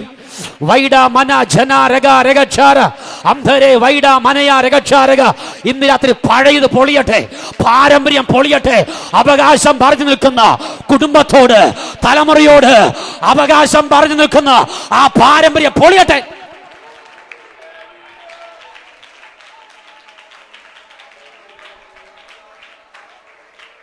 Praise the Lord. പഴയ നിയമം കൽപാത്രത്തെ പുറംപറമ്പിൽ ഒതുക്കി കിടത്തിയപ്പോൾ യേശുവിന്റെ രക്തത്തിൽ പുതിയ നിയമം കൽപാത്രത്തെ കലവറക്കകത്ത് കിടത്തി. ഇന്ന് രാത്രികാലം പഴയ ചില നിയമങ്ങൾ നിന്നെ ഒതുക്കിയിട്ടുണ്ടോ? നീ വീട് കെട്ടി പാർക്കുന്ന നിന്റെ ദേശത്ത് ഒരു ഗതി പിടിക്കാതെ കണ്ട്, ഒരു തരത്തിലും ഉയരാൻ കഴിയാതെ വണ്ണ്, ഒരു പരിമിതി ഇട്ടുകൊണ്ട്, ഒരു പരിധി ഇട്ടുകൊണ്ട് നിന്നെ ഒതുക്കിയ ചില അനുഭവം ഉണ്ടെങ്കിൽ ഇന്ന് രാത്രി വിശ്വസിക്കാൻ തയ്യാറായാൽ വചനം ഏറ്റെടുക്ക്. യേശുവിന്റെ രക്തത്താ ആ പാരമ്പര്യം പൊളിയട്ടെ.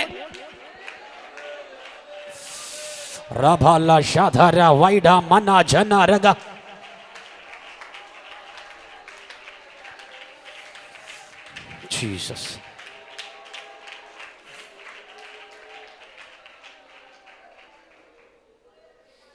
കാനാവില് കർത്താവ് അത്ഭുതം ചെയ്തപ്പോ ഏറ്റവും കൂടുതൽ അവിടെ സന്തോഷിച്ചതാരായിരിക്കും? ഈ ബൈബിളൊക്കെ വായിക്കുമ്പോൾ ചില കാര്യങ്ങളെ ഒന്ന് ആഴമായി ചിന്തിക്കുന്ന നന്നായിരിക്കും. ഏറ്റവും കൂടുതൽ എല്ലാവർക്കും സന്തോഷമാണ്, എന്നാലും ഏറ്റവും കൂടുതൽ സന്തോഷിക്കുന്ന ആരായിരിക്കും? അത്രയേ ഉള്ളൂ, ആ വീട്ടുകാരാണ്. പിന്നെ സന്തോഷിക്കുന്ന ആരായിരിക്കും? ശിഷ്യന്മാരായിരിക്കും. പിന്നെ സന്തോഷിക്കുന്ന ആരായിരിക്കും? അവിടെ വന്നവരായിരിക്കും. അപ്പം നിങ്ങൾ ചോദ്യം ചോദിക്കും, എല്ലാവർക്കും സന്തോഷമാണെങ്കിൽ പിന്നെ ആർക്കാ സന്തോഷക്കുറവെന്ന് ചോദിക്കത്തില്ലേ? ഈ അമ്മയെ തല്ലിയാലും ഇവിടെ പറയൂ അങ്ങനെ 2 പക്ഷം. കേട്ടിട്ടുണ്ടോ? ബൈബിളിലെ വാക്യമല്ല, പൊതുവെ നമ്മൾ പറയുന്നൊരു വാക്ക്, അമ്മയെ തല്ലിയാലും എത്ര നല്ലത് ചെയ്താലും എതിര് പറയാൻ ഒരാൾ കാണത്തില്ലേ? ഇപ്പോൾ ഒരു ഉദാഹരണം, നമുക്ക് ഒരു 21 ദിവസം ഉപവാസം ഇരുന്നേക്കാം എന്ന് പറയുമ്പോഴേ ഒരാളെങ്കിലും പറയത്തില്ലേ ഇപ്പം അതിൻ്റെ ആവശ്യം? എല്ലായിടത്തും ഈ കളയുള്ളതാ, ഇവിടെ ഇല്ലെന്ന് പറയരുത്, ഉള്ളതാ. കർത്താവ് പറഞ്ഞില്ലേ കള പറിക്കണ്ട അല്ലേ, കൊയ്ത്തോളം. സഭയ്ക്ക് ഒരു ജനറേറ്റർ അത്യാവശ്യമായിട്ട് വേണം, ഇനി അതൊരു കുഴപ്പം കൂടെ. അന്നേരം കമന്റ് പറയും, അന്നേരം. ഇവിടുത്തെ കാര്യമല്ല, പൊതുവെ ഉള്ളതാ സഹോദര. അപ്പൊ എത്ര നല്ലത് ചെയ്താലും തെറ്റ് പറയാൻ ഒരാള് ഉണ്ട്. ഞാനെന്തിനാ പറയാന്നറിയാമോ? കർത്താവ് ചെയ്തത് നല്ലതല്ലേ? ഇപ്പോൾ ഞാൻ IPCയിലെ ഒരു പാസ്സാണ്. IPCയിലെ വലിയ പഴക്കം പറയാനൊന്നുമില്ല. 2012, 2008 IPCയിലെ ആ അനുഭവത്തിലേക്ക് വരുന്നത്. അപ്പോൾ ഈ IPC എന്ന് പറയുന്നത് പ്രസ്ഥാനങ്ങളിൽ ചില പ്രയാസമൊക്കെ ഉണ്ടെങ്കിലും ഉള്ളതിൽ നല്ലൊരു പ്രസ്ഥാനമാണെന്ന് ഞാൻ പറയത്തുള്ളൂ. കാരണം നമ്മുടെ ഈ പ്രായത്തിൽ നമ്മളെ ഇച്ചിരി ബഹുമാനം തരുന്നത് ഈ പ്രസ്ഥാനത്തിലായതുകൊണ്ടാണ്. പാസ് ചെയ്ത സഭയില ഞാൻ IPCയിലെ പാസ്സാണ്. ഇത് പറയുമ്പോഴൊരു ബഹുമാനം നമുക്ക്. അപ്പോൾ IPC കാരണം പിതാക്കന്മാർ അത്ര ദർശനത്തോടെ അല്ലേ തുടങ്ങിയൊരു പ്രസ്ഥാനമാണ്. അതിൻ്റെ വില ഇന്നത്തെ തലമുറയ്ക്ക് അറിയത്തില്ലായിരിക്കാം, പക്ഷേ ഇതിന് വിലയുള്ളതാണ്. Price the Lord. ഞാനീ പറഞ്ഞതെന്നറിയാമോ? ഇപ്പം ഞാൻ കറുകച്ചാൽ സെൻറ്ററിലെ പാസ്സാണ്. അപ്പം ഞങ്ങളുടെ സെൻറ്റർ പാസ്സൊക്കെ 96 വയസ്സാണ്, TH ചെറിയാൻ. അപ്പം ഞങ്ങളുടെ സെൻറ്ററിൻ്റെ ഒരു പ്രത്യേകത, ഇവിടെ എനിക്കറിയത്തില്ല, ഈ മാസയോഗങ്ങളൊക്കെ വെക്കുമ്പോൾ ഏറ്റവും കൂടുതൽ പ്രായമുള്ളവരെ വരാറുള്ളൂ. ചെറുപ്പക്കാർ കുറവാ, എല്ലാം പ്രായമുള്ളവരെ വരുന്നത്. അതും എഴുന്നേക്കാൻ ത്രാണിയില്ല എന്ന് പറഞ്ഞാൽ ഓട്ടോ വിളിച്ച് അവരെ എന്ത് ചെയ്യുന്നേ, അവരിങ്ങനെ ഓട്ടോയിൽ നിന്ന് പിടിച്ചിറക്കിക്കൊണ്ട് വന്ന് ഇരുത്തുന്നു. എന്നാൽ അത്രയും പ്രായമായിട്ടും മാസയോഗം കൂടാനുള്ള അവരൊരു അതൊരു അനുഗ്രഹം കേട്ടോ അല്ലേ. ഞാൻ ഈ ദിവസം എനിക്കൊന്ന് ഈ കട്ടപ്പന നെടുങ്കണ്ട ഭാഗത്ത് ഒരു പ്രസംഗിക്കാൻ പോയപ്പോൾ 104 വയസ്സുള്ളൊരു അമ്മച്ചിയെ കണ്ടു. അയ്യോ, എന്നോട് അങ്ങ് സംസാരിക്കാം. അമ്മച്ചി ഇപ്പോഴും പണിയെടുക്കും, 104 വയസ്സാണ്. അവരുടെ ഫോട്ടോ മൊബൈൽ കിടപ്പുണ്ട്, മുഖം എല്ലാം ചുക്കിച്ചുളുങ്ങി നിൽക്കുന്നത്. അപ്പം ഈ പ്രായമുള്ളൊരു സഭയ്ക്കൊരു അഭിമാനമാണ് അല്ലേ, അനുഗ്രഹമാണ്. ഇവരൊക്കെ കാലശേഷം എന്ത് ചെയ്യണമെന്ന് ആലോചിക്കുന്നത്, കാരണം തലമുറയെല്ലാം അങ്ങ് പോയി. അപ്പം ഈ മാസയോഗത്തിന് ഈ പ്രായമുള്ളവരെ വരിക എന്ന് മാത്രമല്ല, ഇവർക്ക് സാക്ഷ്യം പറയാതെ പോകാനും സാക്ഷ്യം പറയണം, എന്നാലേ അവർക്ക് ആ വരവിൻ്റെ ഒരു അപ്പം ഞാൻ കണ്ട കാഴ്ച ഈ പറയുന്നത്. അപ്പം ഈ പ്രായമുള്ളൊരു സാക്ഷ്യം പറയുമ്പോൾ 1-2 പേര് IPCയുടെ രക്തമാണ് എൻ്റെ സിരകളിൽ നിന്നൊക്കെ എത്ര പേര് പറഞ്ഞാൽ കേട്ടിട്ടുണ്ടെന്ന് അറിയാമോ? എന്ന് പറഞ്ഞാൽ IPCയുടെ രക്തം അല്ലെങ്കിൽ പോലും IPC എന്ന് പറഞ്ഞാൽ അവർക്ക് അത്ര അടുപ്പമാണ് IPC, അവരുടെ കുടുംബം പോലെ IPC. നമ്മൾ IPCക്കാർക്ക് നമ്മുടെ പ്രസ്ഥാനത്തിൽ ഇത്ര എരിവുണ്ടെങ്കിൽ, ഞാനിത് പറയാൻ കാരണം യഹൂദന് എത്രത്തോളം പാരമ്പര്യം അവൻ്റെ യഹൂദ മതത്തോടുണ്ടായിരുന്നു. എപ്പോഴും ചിന്തിച്ചിട്ടുണ്ടോ? നമ്മൾ IPCക്കാരെന്ന് പറയുമ്പോൾ നമുക്ക് ഇത്ര ഇതുണ്ടെങ്കിൽ യഹൂദൻ അവൻ്റെ പാരമ്പര്യം എത്ര വലുതായിരുന്നു. ഞാൻ ഒരു ഒറ്റ ഉദാഹരണം പറയാം. 38 വർഷമായി കൊളക്കടവിൽ കിടന്നൊരു മനുഷ്യൻ, ശരിയല്ലേ? നീ നിന്റെ കിടക്കെടുത്ത് നടക്കാൻ പറഞ്ഞില്ലേ? 38 വർഷമായവൻ സൗഖ്യമായപ്പോൾ സത്യം പറഞ്ഞ അവനോട് എന്തുവാ ചെയ്യണ്ടേ? 38 വർഷം കിടപ്പിലായവൻ നടന്നെങ്കിൽ അവന് സത്യത്തിൽ നല്ല ആദരവില കൊടുക്കണ്ടേ? പക്ഷെ നിങ്ങൾ വീട്ടിൽ ചെന്ന് വായിച്ചാൽ മതി, അവനിട്ടന്ന് അടി കൊടുത്തെന്നാ വായിക്കുന്നത്. അയ്യോ, 38 വർഷം കിടന്നവൻ എഴുന്നേറ്റപ്പനമായിട്ട് അടി കൊടുത്തെന്ന്. അന്ന് എന്നാ കാര്യം എന്നറിയാമോ? ശബത്ത് ദിവസം ലംഘിച്ചതിന്. അപ്പൊ ഇവന്മാരുടെ പാരമ്പര്യം പിടികിട്ടുന്നുണ്ടോ ഞാൻ പറഞ്ഞേ? നമുക്കൊന്നും എരിവല്ലെന്നായി പറഞ്ഞു. ഏത് IPC എന്ന് പറഞ്ഞാൽ നമ്മളെക്കാൾ എരിവ് യഹൂദൻ അവരുടെ പാരമ്പര്യത്തിലുണ്ടെന്ന്. ശബത്ത് ദിവസം വിശന്നപ്പോ കതിര് പറിച്ച് വിഷയം ഉണ്ടാക്കി. ശബത്ത് ദിവസം വരണ്ട കൈയുള്ളവന് സൗഖ്യം കൊടുത്ത് വിഷയം ഉണ്ടാക്കി. ശബത്ത് ദിവസം കൂനിയായ സ്ത്രീയെ നിവർത്തി വിഷയം ഉണ്ടാക്കി എന്ന് പറഞ്ഞ് യഹൂദൻ എന്ന് പറഞ്ഞ അവന്റെ പാരമ്പര്യം. ഈ കർത്താവിന്റെ പ്രസംഗം കേൾക്കാൻ വന്നവരല്ല ഒരു മനസ്സുള്ളവരല്ല. ആണോ? അല്ല. വാക്കിൽ പിടിക്കാൻ പല ടൈപ്പായി വന്നത് അല്ലേ. അതുകൊണ്ട് തന്നെ കർത്താവ് ഏതെങ്കിലും തരത്തിൽ യഹൂദന്മാരെ അവരുടെ നിയമത്തെ കുറ്റപ്പെടുത്താൻ ആഗ്രഹിച്ചവരൊക്കെ, സ്തോത്ര, എന്നെ കേൾക്കുന്ന പ്രിയപ്പെട്ടവരെ, യഹൂദൻ അവന്റെ പാരമ്പര്യം അത്ര വിലപ്പെട്ടതാണെങ്കിൽ ഇനി കേട്ടോണേ, യേശു എന്നീ അത്ഭുതം ചെയ്തു, കാനാവിലോ എവിടെയും അത്ഭുതം ചെയ്തു. പക്ഷെ യേശു അത്ഭുതം ചെയ്തത് അവന്റെ നിയമത്തെ കയറിയ. നിങ്ങൾ കേൾക്കുന്നുണ്ടോ പറയല്ലേ? സഹോദരാ, യേശു അത്ഭുതം ചെയ്ത് അവന്റെ നിയമത്തെ കയറിയ, ശുദ്ധീകരണ നിയമത്തെ കയറിയ, അവൻ അത് ചോദ്യം ചെയ്യുമോ ഇല്ലയോ?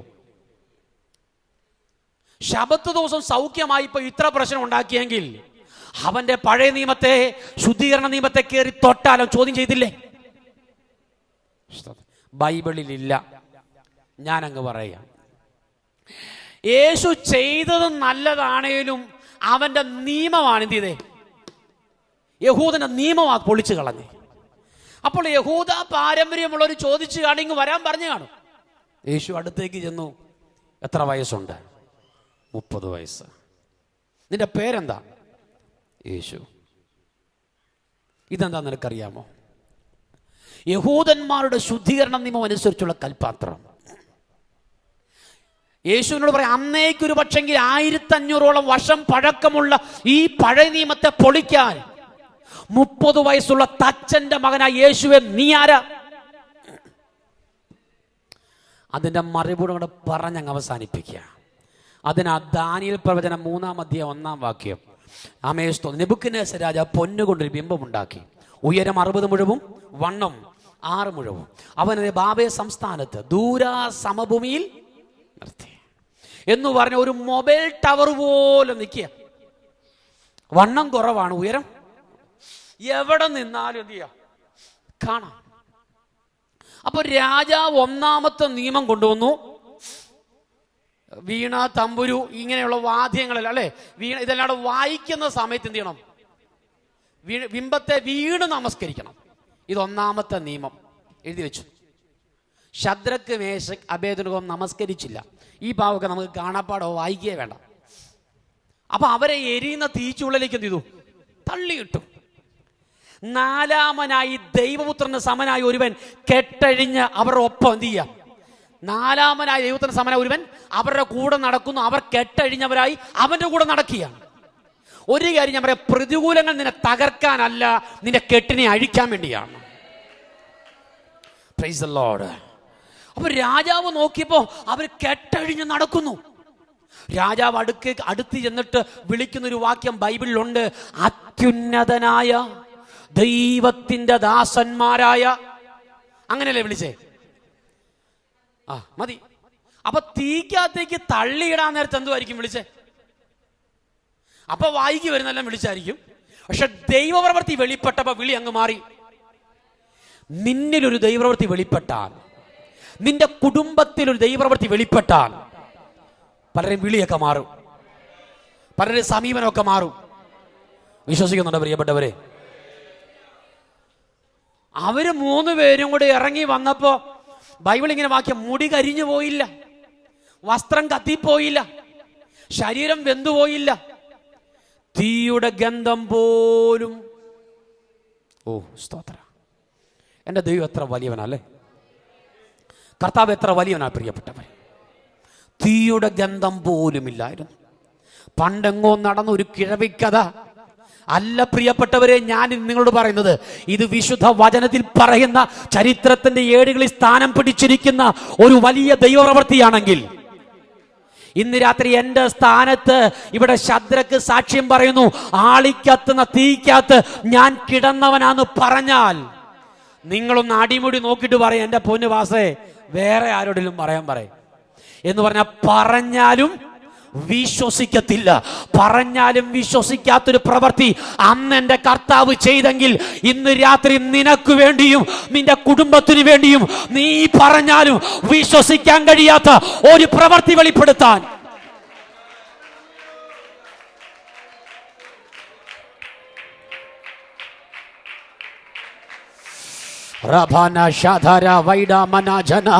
നീ പറഞ്ഞാലും വിശ്വസിക്കാൻ കഴിയാത്ത, നീ പറഞ്ഞാലും വിശ്വസിക്കാൻ കഴിയാത്ത, പണ്ട് എന്റെ കുടുംബം അങ്ങനെയായിരുന്നു, എന്റെ മക്കൾ അങ്ങനെയായിരുന്നു, എന്റെ അവസ്ഥ അങ്ങനെയായിരുന്നു എന്ന് പറഞ്ഞാലും വിശ്വസിക്കാൻ കഴിയാത്ത ഒരു പ്രവൃത്തി നിനക്ക് വേണ്ടി പ്രവർത്തിക്കാൻ എന്റെ കർത്താവ് ശക്തനാണെന്ന് ഇന്ന് രാത്രി വിശ്വസിക്കുന്നവർ ദൈവത്തിന് മഹത്വം കൊടുക്ക.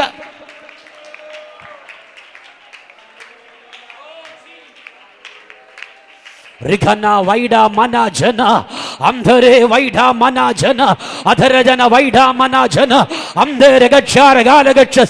ഇന്ന് രാത്രി പരിശുദ്ധാത്മാവ് ശക്തമായി ഇടപെടുകയാ. നീ പറഞ്ഞാലും വിശ്വസിക്കാൻ കഴിയാത്ത ഒരു പ്രവൃത്തി നിന്റെ കുടുംബത്തിൽ, നിന്റെ തലമുറയുടെ മേൽ ദൈവത്തിനുണ്ട്. അധരഗ നജനദ അധരജന വൈഡ മനാജന അന്ധരെ രിഗക്ഷാരക. ആന്റി, ഇന്ന് രാത്രി ദൈവാത്മാവ് ശക്തമായി ഇടപെടുകയാ.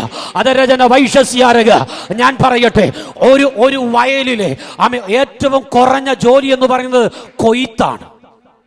കൊയ്ത്തെന്ന് പറയുന്നത് ആ വയലിൽ ഏറ്റവും കുറഞ്ഞ ജോലിയാ.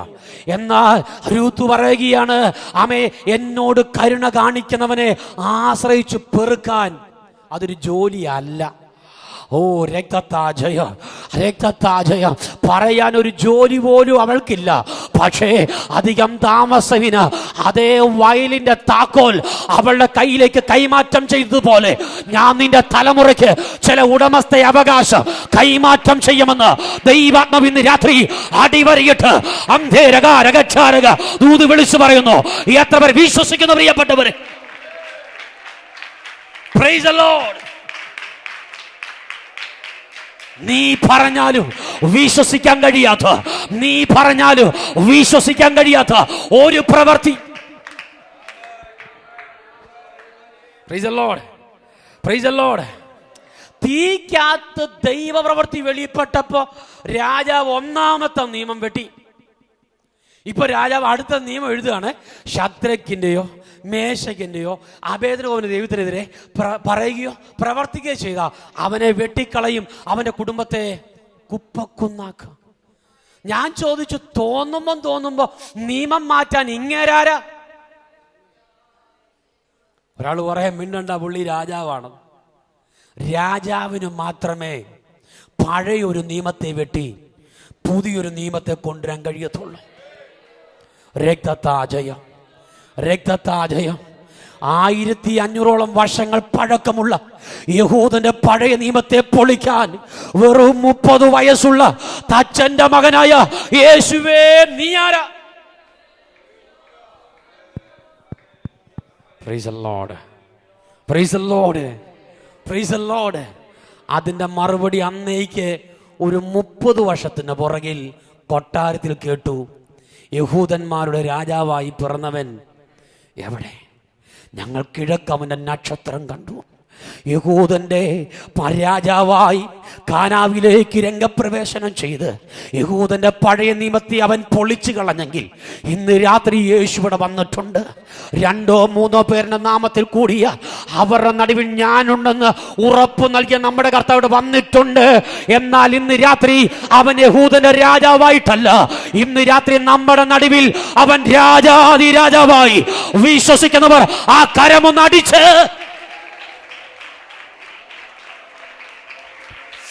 ഓ ജീസസ് വൈഡാമന ജനാരകാരകക്ഷസ്യ രാജാതിരാജാവായി പഴയ നിയമത്തെ പൊളിക്കാൻ, പഴയ നിയമത്തെ പൊളിക്കാൻ ഇന്ന് രാത്രി എത്ര പേർ വിശ്വസിക്കുന്നുണ്ട്? അല്പസമയം ആ കണ്ണ് നടച്ച് അതരജന വൈഡാമന ആ കരമൊന്നടിച്ച് ചേർന്ന് പ്രാർത്ഥിച്ചാട്ടെ, ചേർന്ന് ആരാധിച്ചാട്ടെ, ശക്തിയോടെ ആരാധിച്ചാട്ടെ. റികാല ഷാധാര വൈഡാമാന അംധാരാജ റിഖബാല വൈഡാമാന അതര വൈഡാമന ജനാരക അസ്തരേ റിഗക്ഷാരക അതരജന വൈഡാമന ജനാരക അംധരേ റിഖബാല വൈഡമാന റിഖബ. പോരാ പോരാ പോരാ പോരാ. ഓ ശക്തിയോ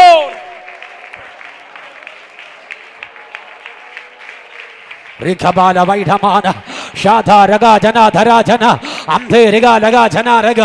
ഈ രാത്രി പരിശുദ്ധാത്മാവ് വ്യക്തിപരമായി ഇടപെടുക. അധര ജനത രഗക്ഷാരക അംധേ രഗജേ രഗക്ഷാരക. സക്കറിയ പ്രവാചകൻ ഒരു കാഴ്ച കാണുക. ദൈവത്തിന്റെ ദൂതൻ കയ്യിൽ അളവുനൂലുമായി ഇറങ്ങി വരിക. അവൻ ചോദിക്കുന്നു, നീ എന്ത് ചെയ്യാൻ പോകുന്നു? ദൂതൻ പറയുക, ഞാൻ യെരൂശലേമിനെ അളക്കാൻ പോകുന്നു. ഇന്ന് രാത്രി നിന്റെ കുടുംബത്തിന് വേണ്ടി, നിനക്ക് വേണ്ടി, നിന്റെ കുടുംബത്തിന് വേണ്ടി അവൻ അളക്കാൻ തുടങ്ങിയിരിക്കുക. പോരാ പോരാ പോരാ പോരാ. റിഖബാല വൈഡമാന അംധരാജ റിഖബാല പോരാ. Yes yes yes yes. ആ റിഖബാല ബൗഡാര ബക്ഷാരക.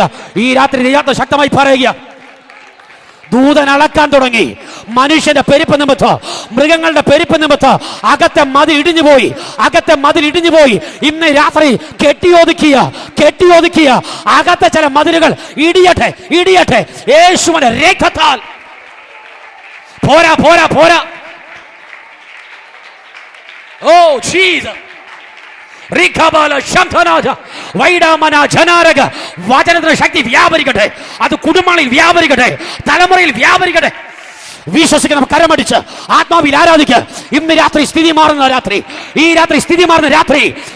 അവിടെ തന്നെ അത്താഴം കഴിഞ്ഞ ശേഷം അവൻ പാനപാത്രവും കയ്യിലെടുത്തു. ഈ പാനപാത്രം എൻ്റെ രക്തത്തിൽ പുതിയ നിയമമാകുന്നു. യേശുവിൻ്റെ രക്തത്തിൽ പുതിയ നിയമത്തിൻ്റെ സ്ഥിതികളെ മാറ്റും. പഴയ നിയമം കൽപാത്രത്തെ പുറംപറമ്പിൽ മാത്രം കിടത്തിയപ്പോൾ യേശുവിൻ്റെ രക്തത്തിൽ പുതിയ നിയമം കൽപാത്രത്തെ കലവറയ്ക്കകത്ത്. നീ ഒരിക്കലും വിചാരിക്കാത്ത, സ്വപ്നം പോലും കണ്ടിട്ടില്ലാത്തൊരു അനുഭവത്തിലേക്ക് ഇന്ന് രാത്രി നിന്റെ സ്ഥിതി അധികം മാറ്റും. ശരീരത്തിന് മേൽ ചില പഴയ നിയമമുണ്ട്. ബുദ്ധിമണ്ഡലത്തിൽ ചില പഴയ നിയമം കിടന്ന് കളിക്കുകയാണ്. നിന്റെ കുടുംബത്തിൽ ചില പഴയ നിയമം കിടന്ന് കളിക്കുകയാണ്. തലമുറയുടെ ജോലി സംബന്ധിച്ച് ചില പഴയ നിയമം കിടന്ന് വട്ടം കറക്കുകയാണ്. ഇന്ന് രാത്രി ചിലത് പൊളിഞ്ഞു മാറിയിട്ടുണ്ടെന്ന് ഉറപ്പുള്ള സ്തോത്രം പറയട്ടെ, വിശ്വസിക്കുന്ന സ്തോത്രം പറയട്ടെ. യോഹന്നാന്റെ സുവിശേഷം 4-ാം അധ്യായത്തിലേക്ക് പ്രവേശിക്കുന്നില്ല, വാക്കുകൾക്ക് വിരാമം കുറിക്കുന്നു. ഇങ്ങനൊരു അവസരം ഈ അനുഗ്രഹിക്കപ്പെട്ട സഭയിൽ എനിക്ക് നൽകിത്തുന്ന ശ്രേഷ്ഠ ദാസനോടും ദൈവസഭയോടുള്ള നന്ദി പറയുന്നു. God bless you. Price the Lord.